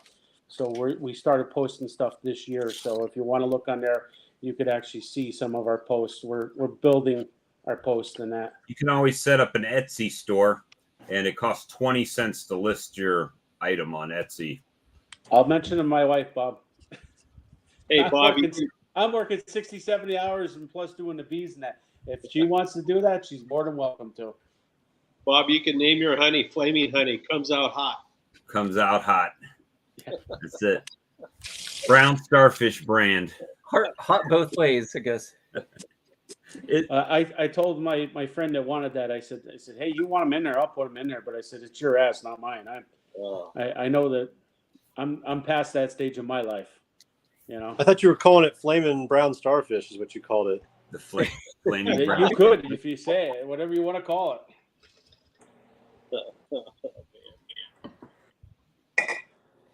So who was it the other night that was, or was it last week? I don't know whose live it was, but they were saying that like you have to be careful with like the amount of ingredients. Like they used cinnamon as an example. Like if you put cinnamon in your creamed honey, then like that flavor just kind of like is amplified.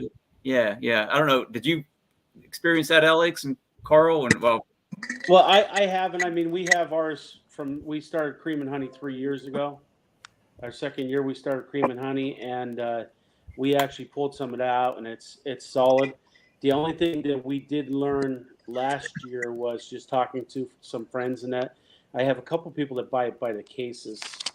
I don't know, they're whacked out if you ask me, but they're putting it in our tea and stuff. And the one comment I got is when it hasn't set up 100%, the cinnamon will settle to the bottom. So one of the things we're doing this year, it was just bottled, is we're going to about every 3 days, we're going to take and we're going to turn the cases and let them sit that way for a day or two, and then we're going to turn them again. I know I have a 5-gallon pail here that's about 3/4 full of cocoa creamed honey that we're experimenting with. And I've touched base with Brian at Flower Street, but I haven't got to talk to him yet. We've been playing tag a little bit, but I wanted to talk to him because I know he's doing an apple cinnamon. My wife's intrigued by how he's getting that, because if you use a powdered apple, you're reconstituting the apple, and we're worried about it turning on you, you know? So I want to talk to Brian and maybe see how he's doing that, and maybe he's using an apple oil rather than a powdered apple, Using a freeze-dried apple.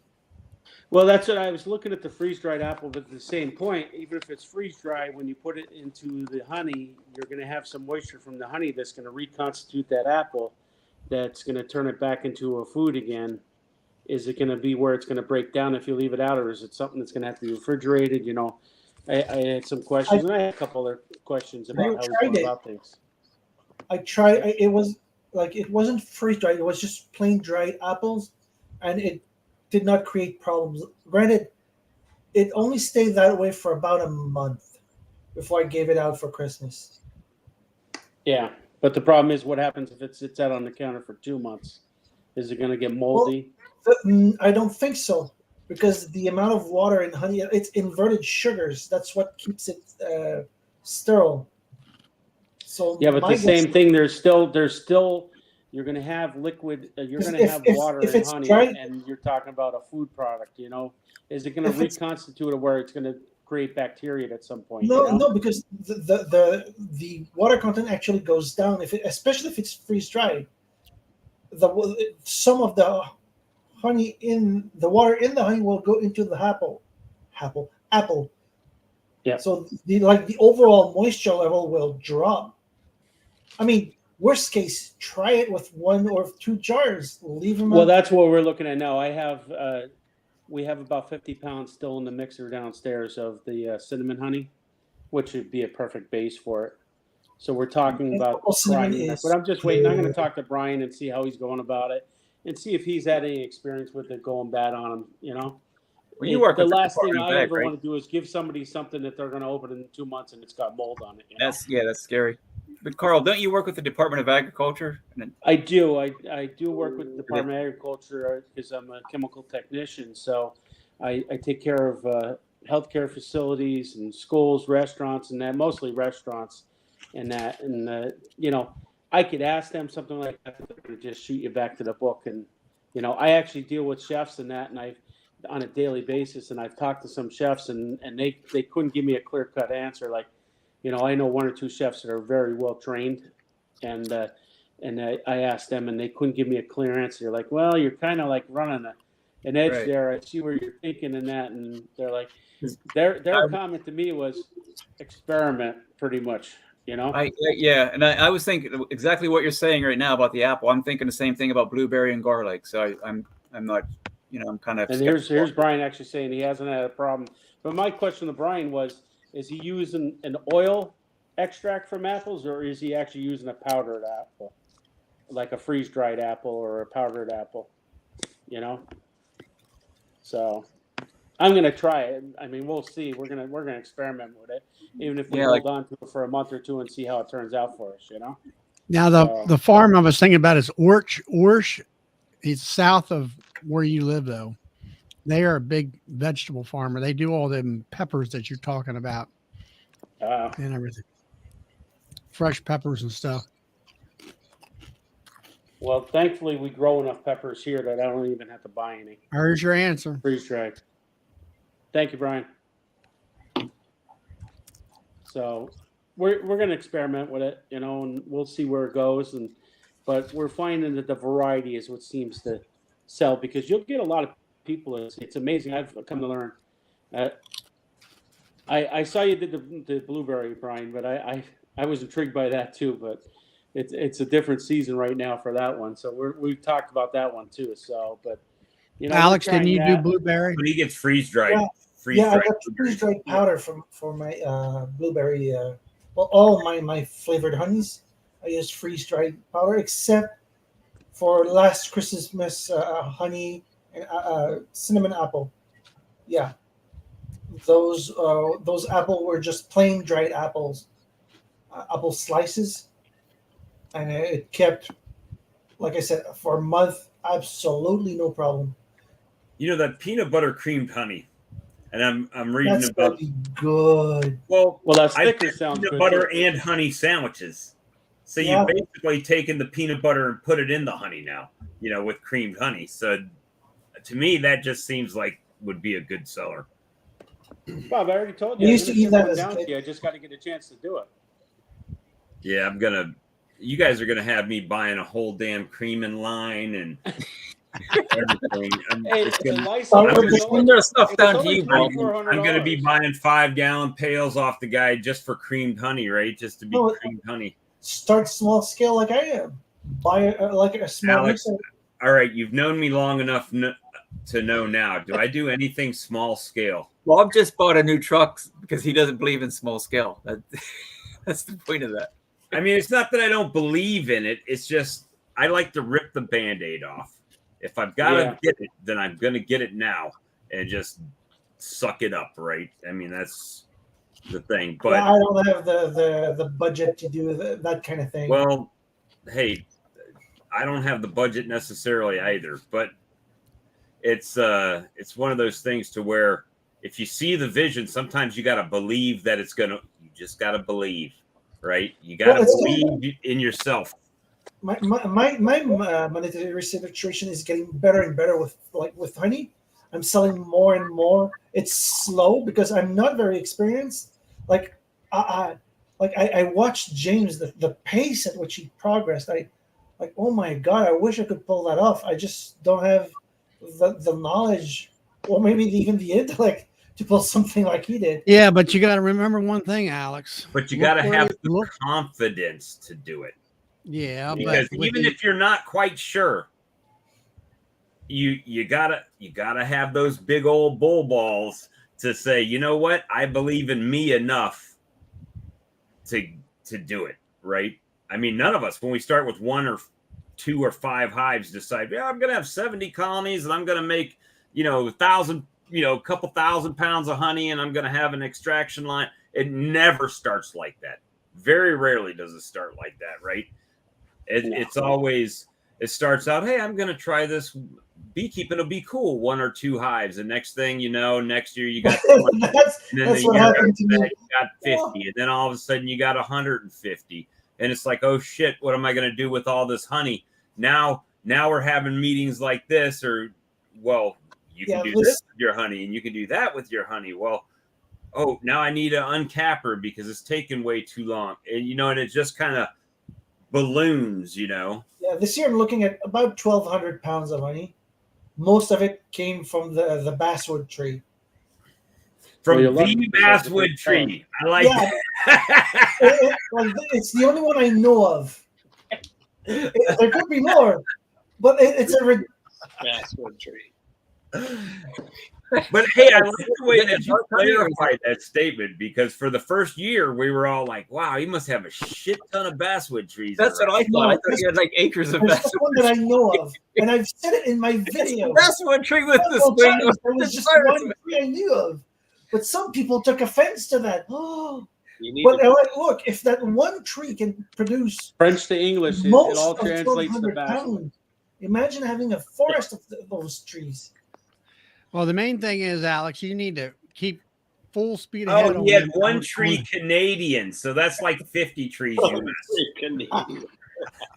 I noticed one thing about basswood trees. There's usually more than one. There's usually 3 or 4 of them around. Well, So. in that thicket, like it's right above my hives. That's the only one I noticed. That's why I say there's only one. It's the only one I know of. Yeah. There could be Big more. tree over all the hives. That's your only basswood tree. I'd be watering it every day. Myself. You should buy that property. Truth to be told about the creamed honey, though, I need to do creamed honey, so I have a use for my little bottling machine that I bought for $1,500 last year at Hive Life. Right? Can you put a creamer on that, Bob? What? Oh, I can run the tube right into my bottling tank, as long as and pump it out. But with the scale and boop, let it fill up. No, I'm talking about. Can you put a creaming machine on top of your? Not on mine. Not on my bottling tank. Which one Now, did you Alex, buy, Bob? you're going to get that mixing machine in, and then there's your first step up in scaling, and start making that cinnamon honey that sold good, and some of the other ones that still sell fairly decent. And then there's your cash flow. That's get that cash flow. Like it snowballs basically. Yeah. Yeah, you're going to be in the red. But that's your golden nugget right there. You already prove it to yourself. The creamed honey, the specialized stuff, is your golden nugget, and then you can scale your nukes. Over the next couple years, you can scale your nukes up, start selling nukes, and then you still have that golden nugget too. Yeah, a smaller amount of like honey, because I don't have the room to process it, and supplement the cash with selling nukes. Hey, Alex, I wanted to comment. I watched the video or the live from yesterday.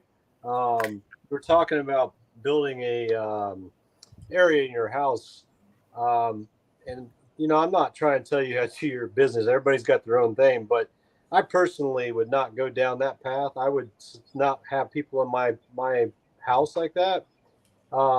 There's a lot of options that you can get. Like Bob was saying, there's a couple companies out there that have lock boxes that you can put it on the porch, and you can have a virtual store. Instead of having the virtual store or the storefront in your living room, have a virtual site. Just set up a web page, and you can make it show all of the stuff that you have. And if somebody calls you and says, hey, I'm interested in honey, what all do you have? You can describe it, but you can also just send them a link and say, hey, here's a link to all my products. And if you have a cell phone, you can actually space in your personal. Oh yeah, I sorry about that. I forgot about that part. But anyway, I would not go down the road of inviting people strangers into your house just to do it. You don't need that.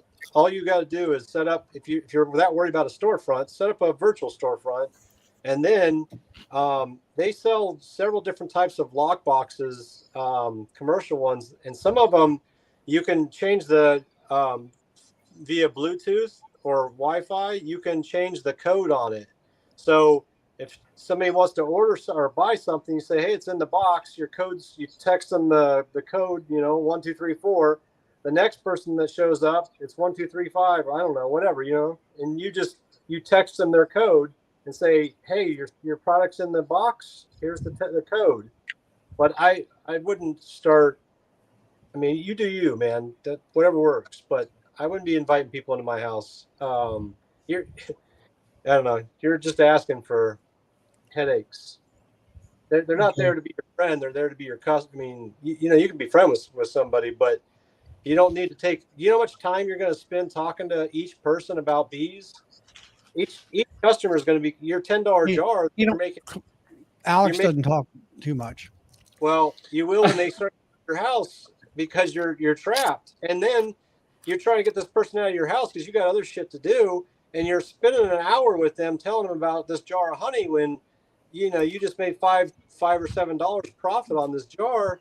So now you get an hour's worth of time for $5 or $7. You went to the local store and worked and made 3 times that.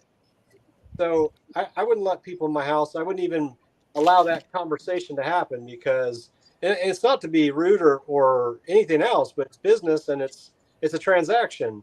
Amazon doesn't come to you. Don't go to Amazon and spend an hour with their workers telling them your life story and about your grandkid and your father-in-law's ex-wife's brother that has cancer. Like, I mean, I don't know. You do you, buddy. But I don't know, Robert. A lot of times it's that personality. It's that outgoing personality that builds the customer base too, though. So you got to look at it that way as well. I got a phone call today at 5 o'clock. Hey, this is so-and-so.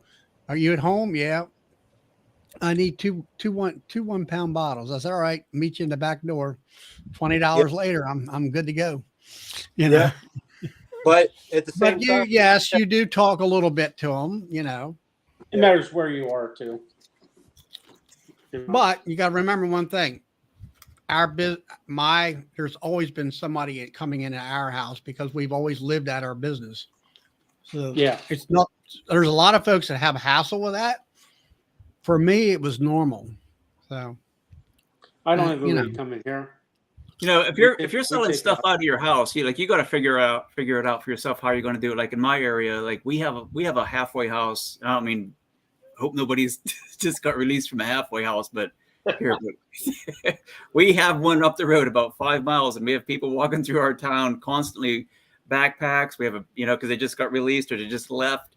They're transients. There's a lot of drugs and stuff, issues in our town. So I'm a little bit reluctant about like having people come into my property or even come up to the door or even to know that I'm selling honey and I might have money in my house. It's a case by case basis. You got to kind of figure that out for yourself, I guess, and find your comfort with the it. biggest thing is where my house is it's at the mill, so we're in a commercial public, an industrial public type of thing. I think what Robert's saying is there's easier ways to do it. You can go out like Brian's doing with Flower Street. I've watched a lot of his clips in that, and he goes to there's a lot of these arts and crafts things that you can get involved with. It's not very expensive to go to, that you could distribute it that way. I mean, and you're going to find out, Alex, too, I have an outlet with a lot of restaurant stuff because I'm in and out of a couple hundred restaurants in a month. Right there. Now, right there is a good deal there. And if you got buddies find in the yourself a restaurant local business, diner. and if you can put your honey or your cream honey right there, there's a lot of these local diners. All you got to do is make sure it doesn't say Denny's on the side of the building. It's a mom and pop diner that's in your town. Go in there and have breakfast a couple times or something and get to know the people a little and start talking to them and offer them some of your honey and say, hey, I have this. Will you sell it? So you get maybe less $1 or $2 or a jar, a couple dollars less a jar. But wholesale. If it's $12 a pound, you sell it to them for 8 or 9. They make $3 or $4. They're happy, and guess what? They'll push more honey than you will. Yeah, I got my neighbor. I mentor him here. He got about 190 some pounds, I think, of honey this year. First real big harvest. He's already sold out. He bottled it. He sold it to his friends who have markets, like vegetable stands and stuff. Yeah, exactly. $9 a pound. They sell it for 12. Think about it as a legal pyramid scheme that is not involving, loaning somebody or, like I'm shuffling money. This is like, the wider you span your net there, the more you're going to reach new customers, you're going to spread it out, right? So, well, see, I can't do that here in South Carolina. I can't sell it to a restaurant. I can't sell it to anybody that resells it. This sounds like excuses because you were just telling Alex that you just gotta believe. Yeah, I believe, but I try to follow the rule. But I can't sell 4,800 pounds out of my yard or like that. As long as I'm selling it directly to the customer. If I go to a market or something, I'm selling it directly to the customer. If I sell it to a person that resells it, then I'm technically breaking the law here in South Carolina. Without, I have to have the full food inspection and all that of my honey processing. Yeah, and I'm actually getting to that point now. I have everything. It's not a big deal. I you know what? I just got to get off my ass and put it together and fill out the paperwork. You know, I'm getting there. I already have the LLC and now we're starting to distribute it ourselves in that. But if we're going to start having somebody else sell it, we have to get to that point too. And you know what? The other thing is, sometimes being ignorant isn't the worst thing. You know, you get slapped sooner or later, then you have to jump through the hoops. That's all there is to it. But probably if I sold it to one of the Hispanic tiendas here, probably would never Come back to you. Question. Yeah, it probably. I just have to put Hispanic labels on my honey. Especially, Bob, if you did, you know, the fact that you don't tell anybody what you're planning to do, it's probably going to be a safe bet. Yeah, nobody ever knows what I'm doing. Yeah, if you don't publish on, nationally, you probably internationally, everybody across the country and the globe knows what Bob's doing when he does it. Robert, I just noticed what you're doing. Have you ever thought of investing in a food grade barrel and cutting a hole in the bottom and putting a bulkhead and a ball valve under there and get a trolling motor to mix your sugar syrup instead of? Yeah, I've thought about that. You know what? Right now, this is something that's paid for, and until the bees start paying for themselves a little more, I got to up their rent. So until I can up their rent, Bob's got to do manual labor. Yep, and Bob and Robert's wife is very, very happy every morning with that on the floor and everything else because you track it everywhere. Oh, I know, it's a mess. It's no matter how careful. What are you doing, Robert? You're pouring. What do you show us what you're doing there? You got to give me a minute. You're filling jars, right? He's got like I saw a big pot on the stove. Yep. And he's taking like a big 2-cup Pyrex measuring cup and pouring it into those half-gallon jars. How many gallons are you making a night? Actually, I did that. I did that kind of same thing, you know, where I used to set the pot over there. Yeah. And just dump the damn jars in it, you know, do it that way. I don't even heat. You see mine come straight out of the tap. Crap out of your hands because I boil the water first and then I dump the sugar in and then stir it up. So the sugar water is pretty damn hot. So, you know, I used to take the jars and try dipping them in, but you just burn the shit out of yourself. It's just easier just to I usually put it in a 5-gallon bucket and then I let it cool down overnight. How many jars are you going to fill? 40. So 20 gallons? Basically, around there? Yep. Wow. 20 gallons? Yeah. It's got those half-gallon jars. I've never, well, I won't say I've never heated water up for honey, but I think I did it when I first started. I'd be getting myself you know, if anything, make up one of those drums, little bits of honey, 55-gallon drum circulator pumps and. No, oh yeah, you could do that. I use a trolling motor. It's on next year's list. This year I do the same. When I mix it, I do the same thing that Rodney says here, but I don't even do that anymore. I did that too, yeah. I just use my hose on jet. Put the sugar in the 5-gallon pail and blast it with water. This year I bought the extractor, I bought the uncapping machine, I bought, you know, enough. So I've got about 10. I get it, but wait till you graduate to a 55-gallon drum and a mixing device, whatever you do. Get the damn company to call me back. I want to go liquid. I don't even want to do this anymore. Bob kind of turned me on to the fact that liquid sucrose is out there, and I went in. Well, first of all, by the way, Charlie, Costco has sugar right now. I don't know about your area, but it's $26 a bag. I said for how many pounds? 50. 26 pounds. $26 for 50 pounds. Wow. So that's cheap. That's good price. Well, last year, Man Lake's selling for 32, I think. 32.50. Last year, I bought the same exact bag. It was $17.99. Yeah. This year it's $26 For 50 But- pounds? 50 pounds. That's crazy. But the thing with Costco is you never know if it's going to be there. So they just like they get a shipment of it, and I've seen 2 different brands there, but it's like they get pallets of it in, and then once the pallets are gone, they may not carry. You may not see it for 6 months or a year. It's random. But anyway, I was waiting on my daughter the other night, and I was doing some research on liquid sucrose, and there's actually quite a few companies out there that are selling liquid sucrose.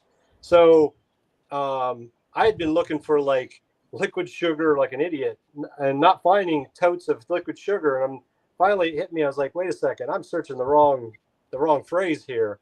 So then I started searching liquid sucrose, and man, they're popping up everywhere. Yeah, So, but those guys won't call you unless you have a huge quantity order.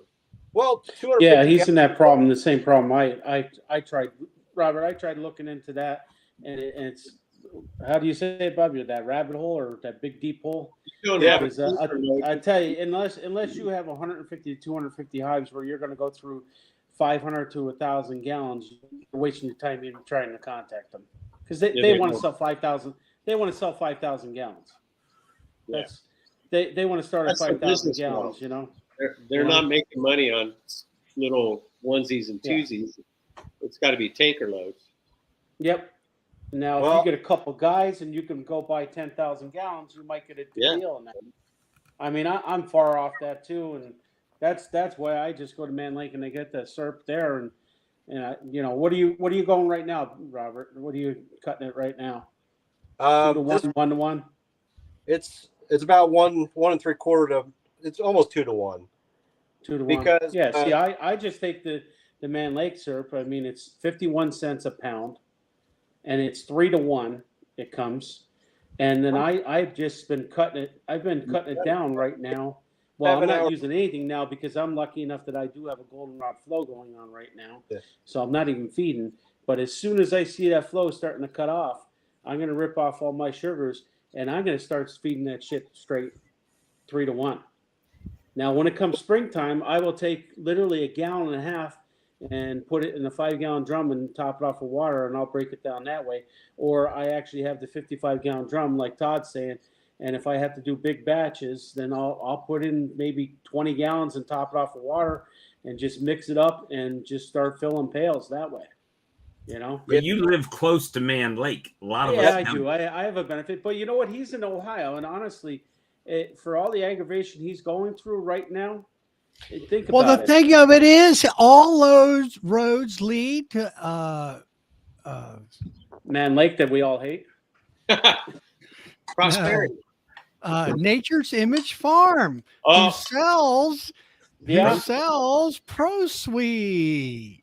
yeah, Pro Sweet. There you go. You know what? And Charlie, he's out there in Ohio, I believe, and Yeah, he might not get it the same And he price as comes went out to there to where Wilkes-Barre, you but- live to get the darn stuff in the tote. Yeah, I can mean, tell you he's- that right I now. don't know, Robert. You're probably a 6-hour ride to Wilkes-Barre. Yeah. Scranton? But they I- also sell that in Kentucky. Yeah, you they can drive down to Kentucky and get it. are closer. Yeah. Kentucky's closer, but it's like 6 and some hours. Because I went down there this summer to pick up queen excluders and foundations. So Mark has to chime back in. I'm back. What did I miss? Someone rattled his cage. Here he comes. Now we're talking about But liquid yeah, sugar. I'm just saying, Robert, if you're going to be, I did what you're doing right now and literally buying the pre-mixed syrup, but it cut that time in half. Oh yeah. And I mean, time is very valuable for me. I don't know what your situation is, but when you're working 65, 70 hours a week, then you have bees on top of it. That's hour or two you're messing with that. Well, I mean, that's my I know whole that And thing, cost, right? it almost equals out. So for driving up to Charlotte to pick up buckets of syrup at the price I can get it, it's worth the 3-hour round trip to get it for time savings and the cost on the stuff, right? 3 hours round trip, but you probably saved yourself 20 hours. Yeah, but they, 15, 20 hours by mixing and everything else. Yeah, but it's You did $1. sugar? It ends up being $1 a gallon for 1-to-1. I mean, I can't mix 1-to-1 at $1 a gallon. right. Yeah. The same company is in Cleveland. So I looked them up, and the division of that company is in Cleveland, Ohio. But I've called them 3 times, and they won't call me back. So I don't know how Bob got the end deal, but I word of mouth from another beekeeper.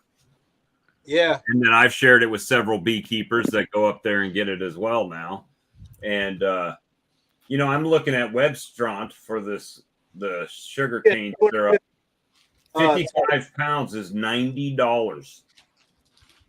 So it's like a 5-gallon pail of it is $90 through Webstront. Yeah. So, Carl, do you get Pro Sweet or you get something else? I get Pro Sweet. How much is that? You buy a tote? I buy a 55-gallon drum because, believe it or not, buying the tote, I'll only save about 5%. So I'm not at the level. I'm not at the level where I need that much yet. So how much is it? I had it filled last month at the end of last month, and it was $317 for a 55-gallon drum filled. That's not bad. I think they consider that, if I remember correctly, they considered a 55-gallon That would have drum. cost me $110 at Domino. Yeah. They consider that 612 pounds, I think, is what they consider it. And I think it came out to 51 cents a pound is what it was. And that's 3-to-1, right? 3-to-1 is what they say. And it doesn't go bad. Because I've got it for 2 years and it hasn't went bad. Yeah, mine doesn't go bad either. If there's dirt in the bucket when I open it up, it's because there was dirt in the bucket when they put the syrup in it.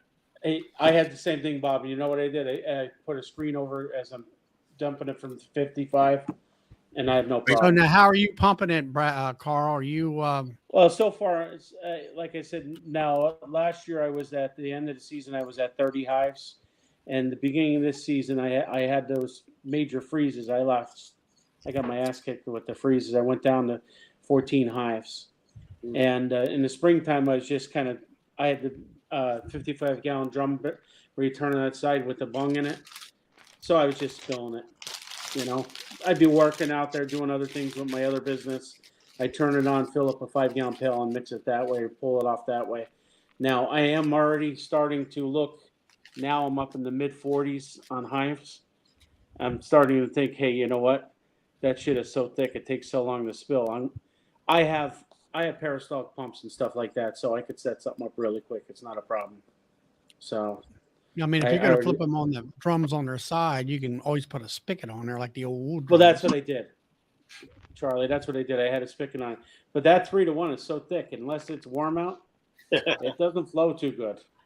So I got that tote. I got that tote, and I got you screw the plastic pipe on it, and you open that valve all the way up, and it just like it's been kept in the house. That's a 1-inch valve you probably have on there. No, it's 2.5 inches. It's So whatever that on a it's it's a big one.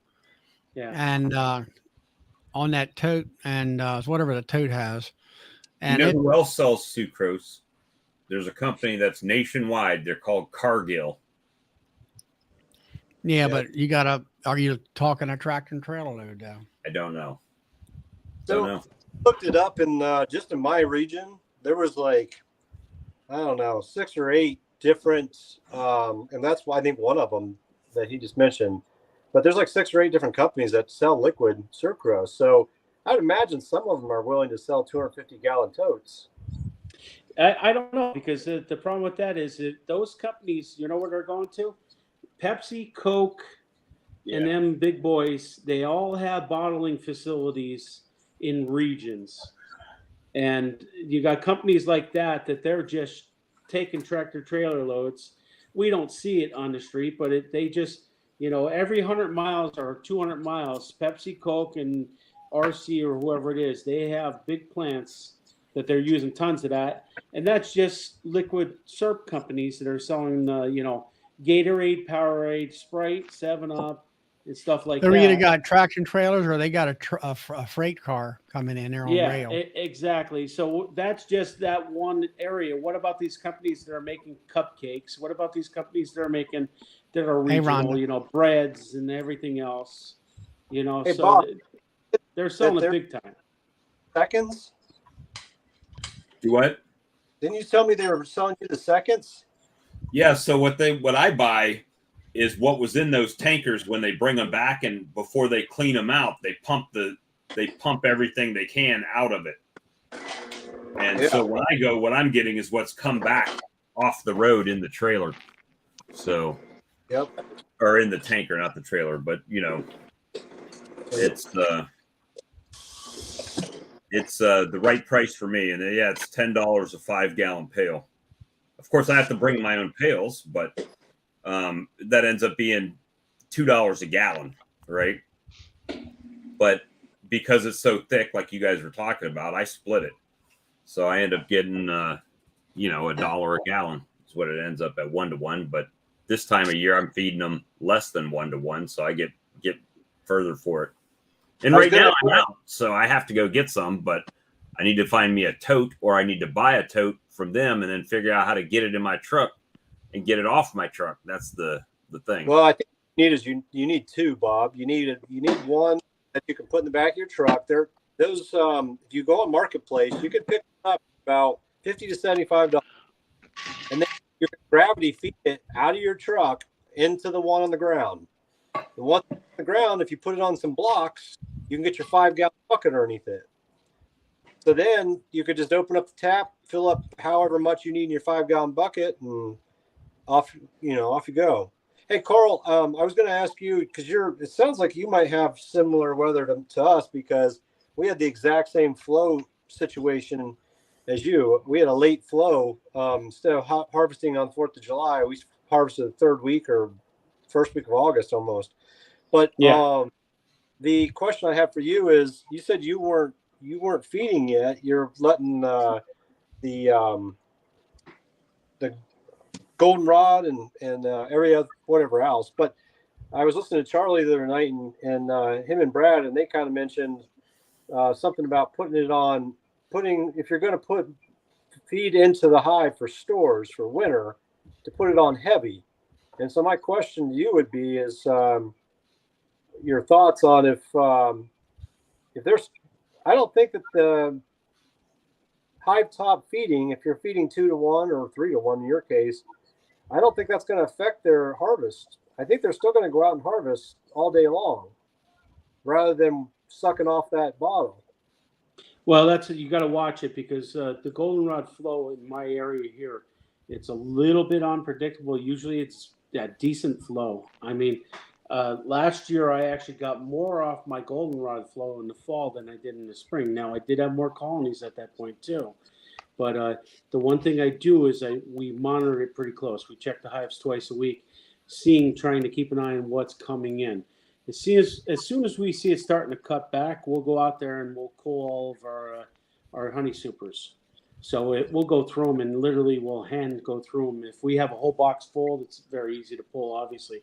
But if we have the top box that there's, say, 5 or 6 full frames, well, then we'll pull them and we'll sort them through, and we'll leave that super on, between all the hives, and we'll sort them and move them around, stuff like that. And then we'll watch them over the next week. If we see that they shut down, or they're getting closer to shutting down because they're not getting nectar flow in, we'll pull it off.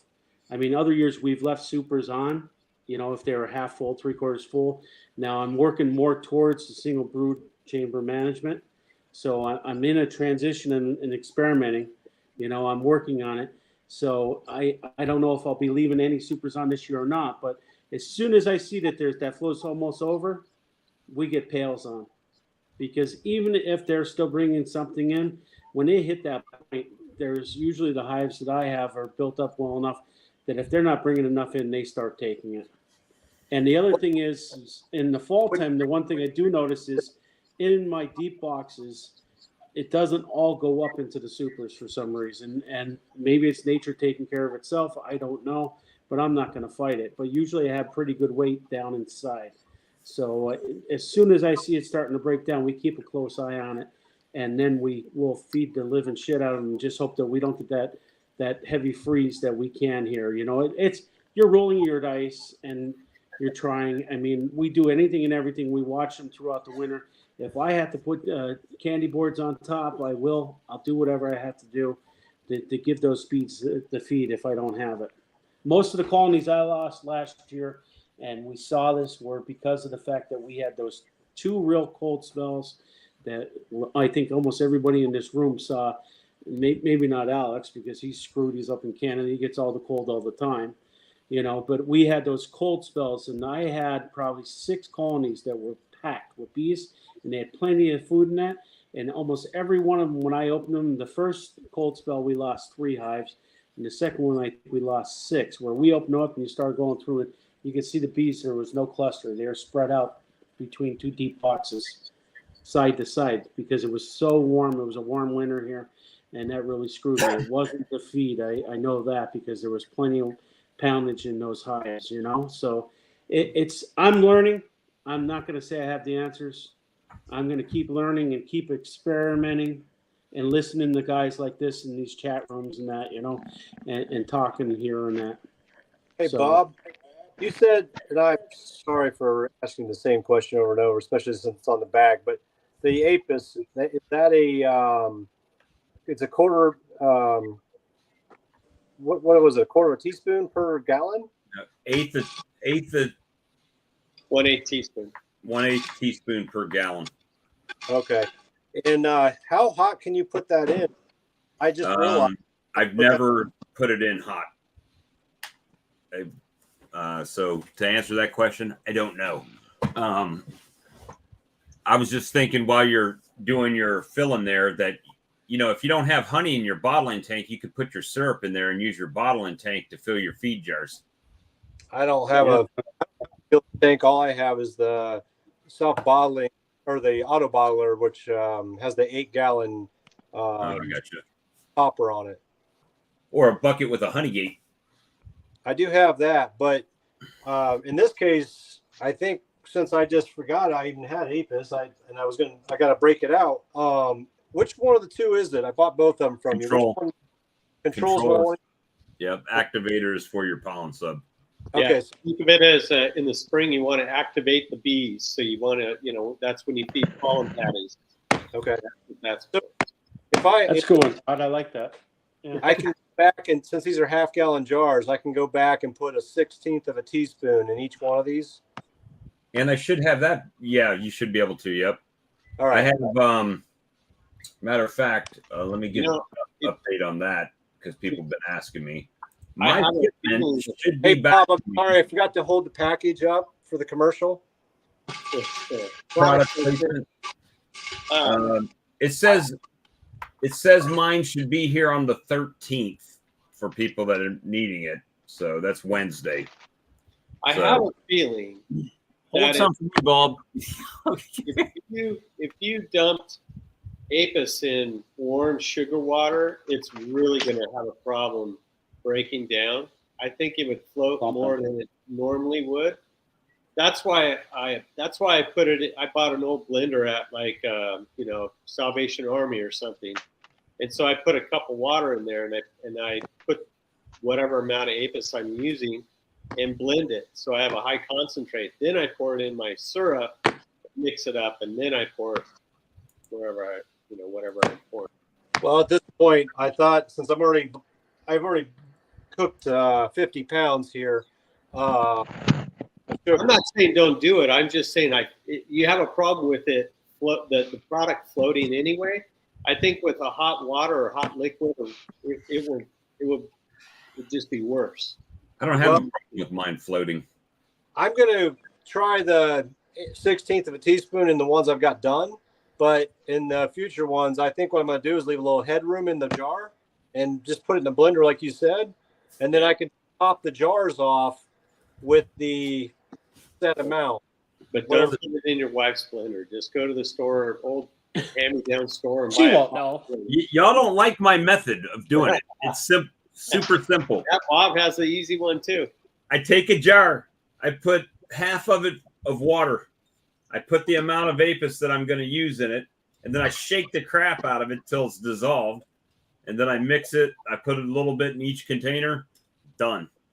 Well, we're going right now live here for you, Bob. Whether or not you Don't can screw it up. just The pressure's not on. you can just put a sip in each jar. Oh, I left it at the shop. I guess we're not going to find out. Oh no. It's going to go in cold tomorrow. We'll shake it up. All right. So, Bob, you're going to have biocontrol next week. 13th is going to be here. Yep. All right. Well, that's what Canada says, or that's what the tracking says. So, to give you an idea, what I was expecting was that we were both mailing the replacements at the same time. So when I mailed it out on the 5th of last month, that he was mailing his on the 5th. So I would have been out for, a week, 10 days, something like that, out. Well, it was 3 weeks after I sent mine in that he said, oh yeah, the new packaging is coming in. And so you'll get that when I ship it this weekend. Oh, what do you mean? What do you mean this weekend? So now it's been over a month that I haven't had any. So that sucks. Do you have the activator right now? Or you sent that back too, right? I sent everything. He requested it all back. So I sent it all. The only one that I've got is this big one that makes 600 pounds. So yeah. I'll order some and when you get it back. Yeah, I need a packet of it too. So, and I don't know why it takes them so long from Canada to here. I mean, you think we do enough trade across that border that it wouldn't be so highly. Last winter before, I think it's when you first started selling it, I went right to the source. And not to knock Andrew or anything, I ordered it off his website. And it took over 3 weeks to get here. Well, I sent an email to him and I said, hey, Andrew, just wondering when that's going to be here. And he says, well, when it gets to the border, it has to be assigned to like 2 different agents. It's handed off to one, then it's handed off to another, then it crosses the border, then it's handed off to someone on this side, and then they take it to the shipper. And to be honest with you, I don't think the expedited shipping or the express shipping makes any difference. I think that's just expediting it to customs. And then customs does their thing, and then it's a real mess. It's mess. So, which is why I try to keep a couple $1,000s worth of the product here, so you guys can get it in a few days. Yeah. Unfortunately, I got caught because I was the guy that actually reported something somebody said about the product, and then it was almost like a junior recall, right? Where he was just like, "Hey, I want to make sure everything's good to go. Just send it all back to me, and I'll replace it all." And so I did, and now I've been sitting here for a month while Man Lake and all these other people are making sales, right? Who probably have the same problems that I have, but I guarantee they didn't have to send them back, But I mean, the stuff I had was only not even a month old, maybe a little over a month. I would have told what's the name. Send it to when I get yours, and I'll send it back to you. I would have bought it. Didn't bother my bees when I made it. It was that it didn't. It was I've had it only happen once when I left the package out open. And I mean, I didn't leave it out for like a day. It was outside for like a week, and then it was okay. Well, but hey, I mean, at least he cares enough about his product to do that. Right. So that says a lot about him and his company. And I appreciate that. However, it's feeding season and we need it, so. Man Lake says they're out of stock. Yeah. Man Lake only got it. I mean, when I looked on their page, they only had like 2 of them. So don't buy it from them anyway. Buy it from me. The only thing is, the only thing I said to Andrew, I said, look, I understand Man Lake is the biggest supplier when they want your stuff. It's kind of like if Walmart came to me and wanted to buy my swarm lure, I'd probably sell it to Walmart. You know what I mean? Because it's a good business decision. I get it. And, you know, the problem for a small guy like me is when you're ordering all this other stuff, and you're like, well, I'm going to get free shipping if it's over $150. Well, I'm already over $150 and I need some apis. So let me go ahead and order it while I'm ordering it. It just cuts the small guys like us out, you know, and, you know, that's the drawback for me. But, you know, I sell to bee supply stores as well. So that helps. I don't make anything on that really. So it's Carl, I wanted to Yes. ask you a question. What's your goal with your beekeeping at this point? Are you going to plan on going commercial or just I don't know? My goal right now is I'm 50 years old and I'm running a leasing company that I lease my dish machines and that, which is my kick for my retirement plan. My partner's in his mid 60s now, which our business has been growing every year for 18 years. My goal is to find somebody that doesn't like me enough to buy me out and hopefully have something to fall back on and keep growing it slowly and learning. You know, like I said, we're in the 40s. Last year we got up to mid 30s, and this year we're in the mid 40s. And honestly, in the next couple of weeks, once the flow stops, we might go through the hives, and then we might end up right around 40. And if we come out of spring with 20, 25, 30, and next spring take it up to 70 or 75 or 80, and just keep buying equipment and building it slowly, and buying processing equipment and building it slowly, and let life happen. My wife is into it. She helps every day with it. Thank God, because I'd kill myself otherwise. And she's very into it. And maybe some point, maybe she'll leave her job to do it full time if I'm still doing what I'm doing.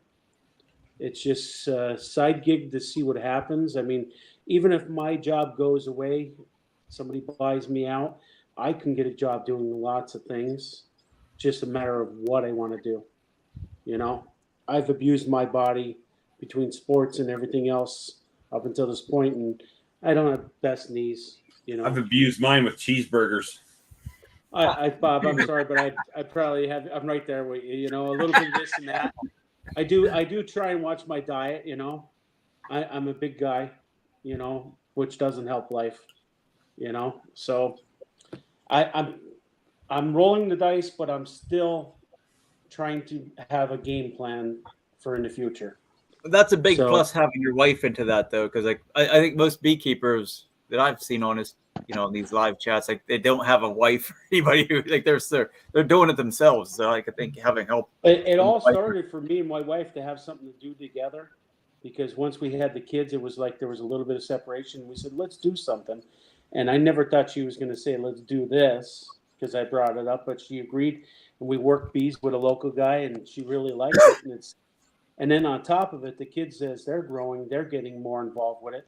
I mean, that's where we came up with the name, because we did it because there was the two of us, but then we saw the kids getting more and more involved with it. So that's where the name was. And honestly, one of the things that we said, I've been forking a lot of money out of my pocket to get where we're at now. We're starting to get to that point where we're saying, all right, we're going to let the honey start paying for some of this stuff and getting it to try and make it self-sufficient, because I'm sick of forking out money, and it's starting to work. But at the same point, once we get above that, then we're going to start stashing money away for the kids' college plan, you know. We're going to use that financing to put it away for the college plan. And, you know, my wife wanted to put that on the bottles. And I said, don't do that, because then you're going to have everybody looking over your freaking shoulder and that. I said, we'll do it ourselves and that. So there's a game plan there. It's just, you know, it's just working to it and hoping that it falls into place. But at the same point, the old saying, don't put all your eggs in one basket, you know? Right. So thankfully we're doing well.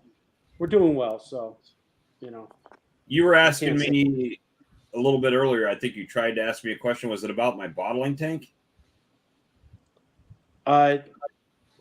Somebody asked about your bottling tank, whether you could put a mixer on it. I know that. That was me. Yeah, I've got a licensed 18-gallon, but the 18-gallon tank that I have doesn't fit the creamer attachment. The 18-gallon that Brian has does. All right. So he's That's what got I the got. I water bought the jacket. 18. You Yeah, got I bought the the 18 with the heated, and I bought it with the mixer and everything on it. all right. So, you got the water jacket tank. Yeah, and they say that holds. I topped it right to the top, and they say that holds 220 pounds. So I've topped that off twice, which took a majority of my honey. So, and we're already talking that if we blow through all this and we have a good fall, that next year we're going to buy a second one, because everything we've done with the peanut butter, we've been very cautious about. We creamed everything first, and then we pulled off half of it from the first batch, and we used our old, because last year at the show we bought a 18 frame extractor, so I had a 8 frame Volver or Veller or whatever, a cheap extractor. We put it in that extractor and we hand mixed the peanut butter in that. So we've been keeping all the peanut butter separate and everything. And the other one we're using for the cinnamon, which most people don't have an allergy with that unless you're a nitwit like me, So we're keeping that separate, everything with the peanut butter, and we're hoping next year that we could buy 1 or 2 more creamers to make more variety, and we could dedicate one thing just for peanut butter, try and keep ourselves secluded from the peanut allergy, So. Right. Yeah, but why don't you do like Brian does, where you make the batch of just your basic cream honey, and then you pour that into your different mix buckets. Well, that's what we did, Charlie. We actually made a full the 18 gallon. They say holds 220 pounds. So the first batch we just made all creamed. When it was creamed, after 10 days, we pulled it and we split it in half. And when we pulled it, I used my old 8 frame extractor. I pulled the guts out of it, and because it's a bottling tank, pretty much, it's just not heated or anything. And we threw half that batch in there, and that's where we did our peanut butter in that. The Lyson 18, we actually topped it back off, and my wife turned that into a full batch of cinnamon. So we're keeping everything separate from the peanut butter and labeling everything. And did you just put the cinnamon right in the creamer and let it just mix it in? Yep. And actually, my wife doesn't like it. She actually went back in there after 10 days and used the paddle in between the blades and remixed it, because she said she didn't feel like it mixed properly. So she put it on for another 5 days. The automatic set it all up and everything. So she redid that, and that's why the peanut butter is already pretty much set up, because it's a good 5 to 7 days before the cinnamon. So, but we're experimenting with that. And you know something? You go online. There's no explanation of how to use that Lyson, the creaming machine. They tell you do this, do that, and they don't even explain what they're doing in that. And if you read the instructions, they suck. So I told my wife, you know what, that might be the first video we actually do as 2 bee brats, is when she has it completely figured out, because I told her, I said, don't even involve me. I don't need no more numbers, any more information in my head. I said, figure it out. And she's I think she has it down now. So I told her, when that gets done, I said, you can make the first video and we'll put our first video on YouTube. I said, until then, I said, we have our hands full. So I said, but after we got that machine, paid $20 with the shipping, I think it was $2,400, and the information that he give you to run that machine, you might as well just take it and wipe your ass with it, because that's about all it's worth, Oh yeah, I had to watch a video on how to change the time setting on the bottling tank for it to the hours. Right, it only run for 12 hours. So I was like setting it before I go to work. Then when I get done with the live stream, I have to go and turn it back on. And then I finally figured it out on how to switch it from 12, 24, 96, 48, whatever, to change it. I like the build so far. I like the build of the tank and that, because I have a Maxon, what is it, a 42 gallon tank? I have also. You got that big one? Yeah, I got the big one. Hey, it came in a package deal. Yeah, I mean, I got the 25, which is the middle, the one below that, and Jason over at Bohemia Bees has got a 42. Yeah, so that's nice. It's big. It's big. It takes everything I can when it's empty to move it myself. and I'm not joking. It's heavy. So, but I mean, it's a big tank and everything. So I have that to bottle with, and now I have the 18-gallon mixer. So we're thinking next year we get the 18-gallon mixer. But the only one thing that pissed me off is you spend $2,400 on it, and then you got nothing more than the flip gate, and then Lyson to get the zero drip thing is like $265. I'm like, you're spending all this money. You think you'd get the valve to fill the bottles? No way. You just get the flip gate. And by the time we learned our lesson, we already had the damn thing filled. So even if I bought it, I couldn't change it because the damn thing's full now. So it's just like, you might as well say it's a $2,700 investment, $2,600 investment if you're going to set it up the right way. So, but like they say, you live and you learn. Why I All bought right. the air valve. Yeah. Well, it's 12 here. I'm gonna shut the darn stream down. I got to get up and go to work tomorrow anyway. So, all right, everyone in the chat, I'm shutting it down. We'll see y'all next Friday. Good night, See ya. everyone. Night.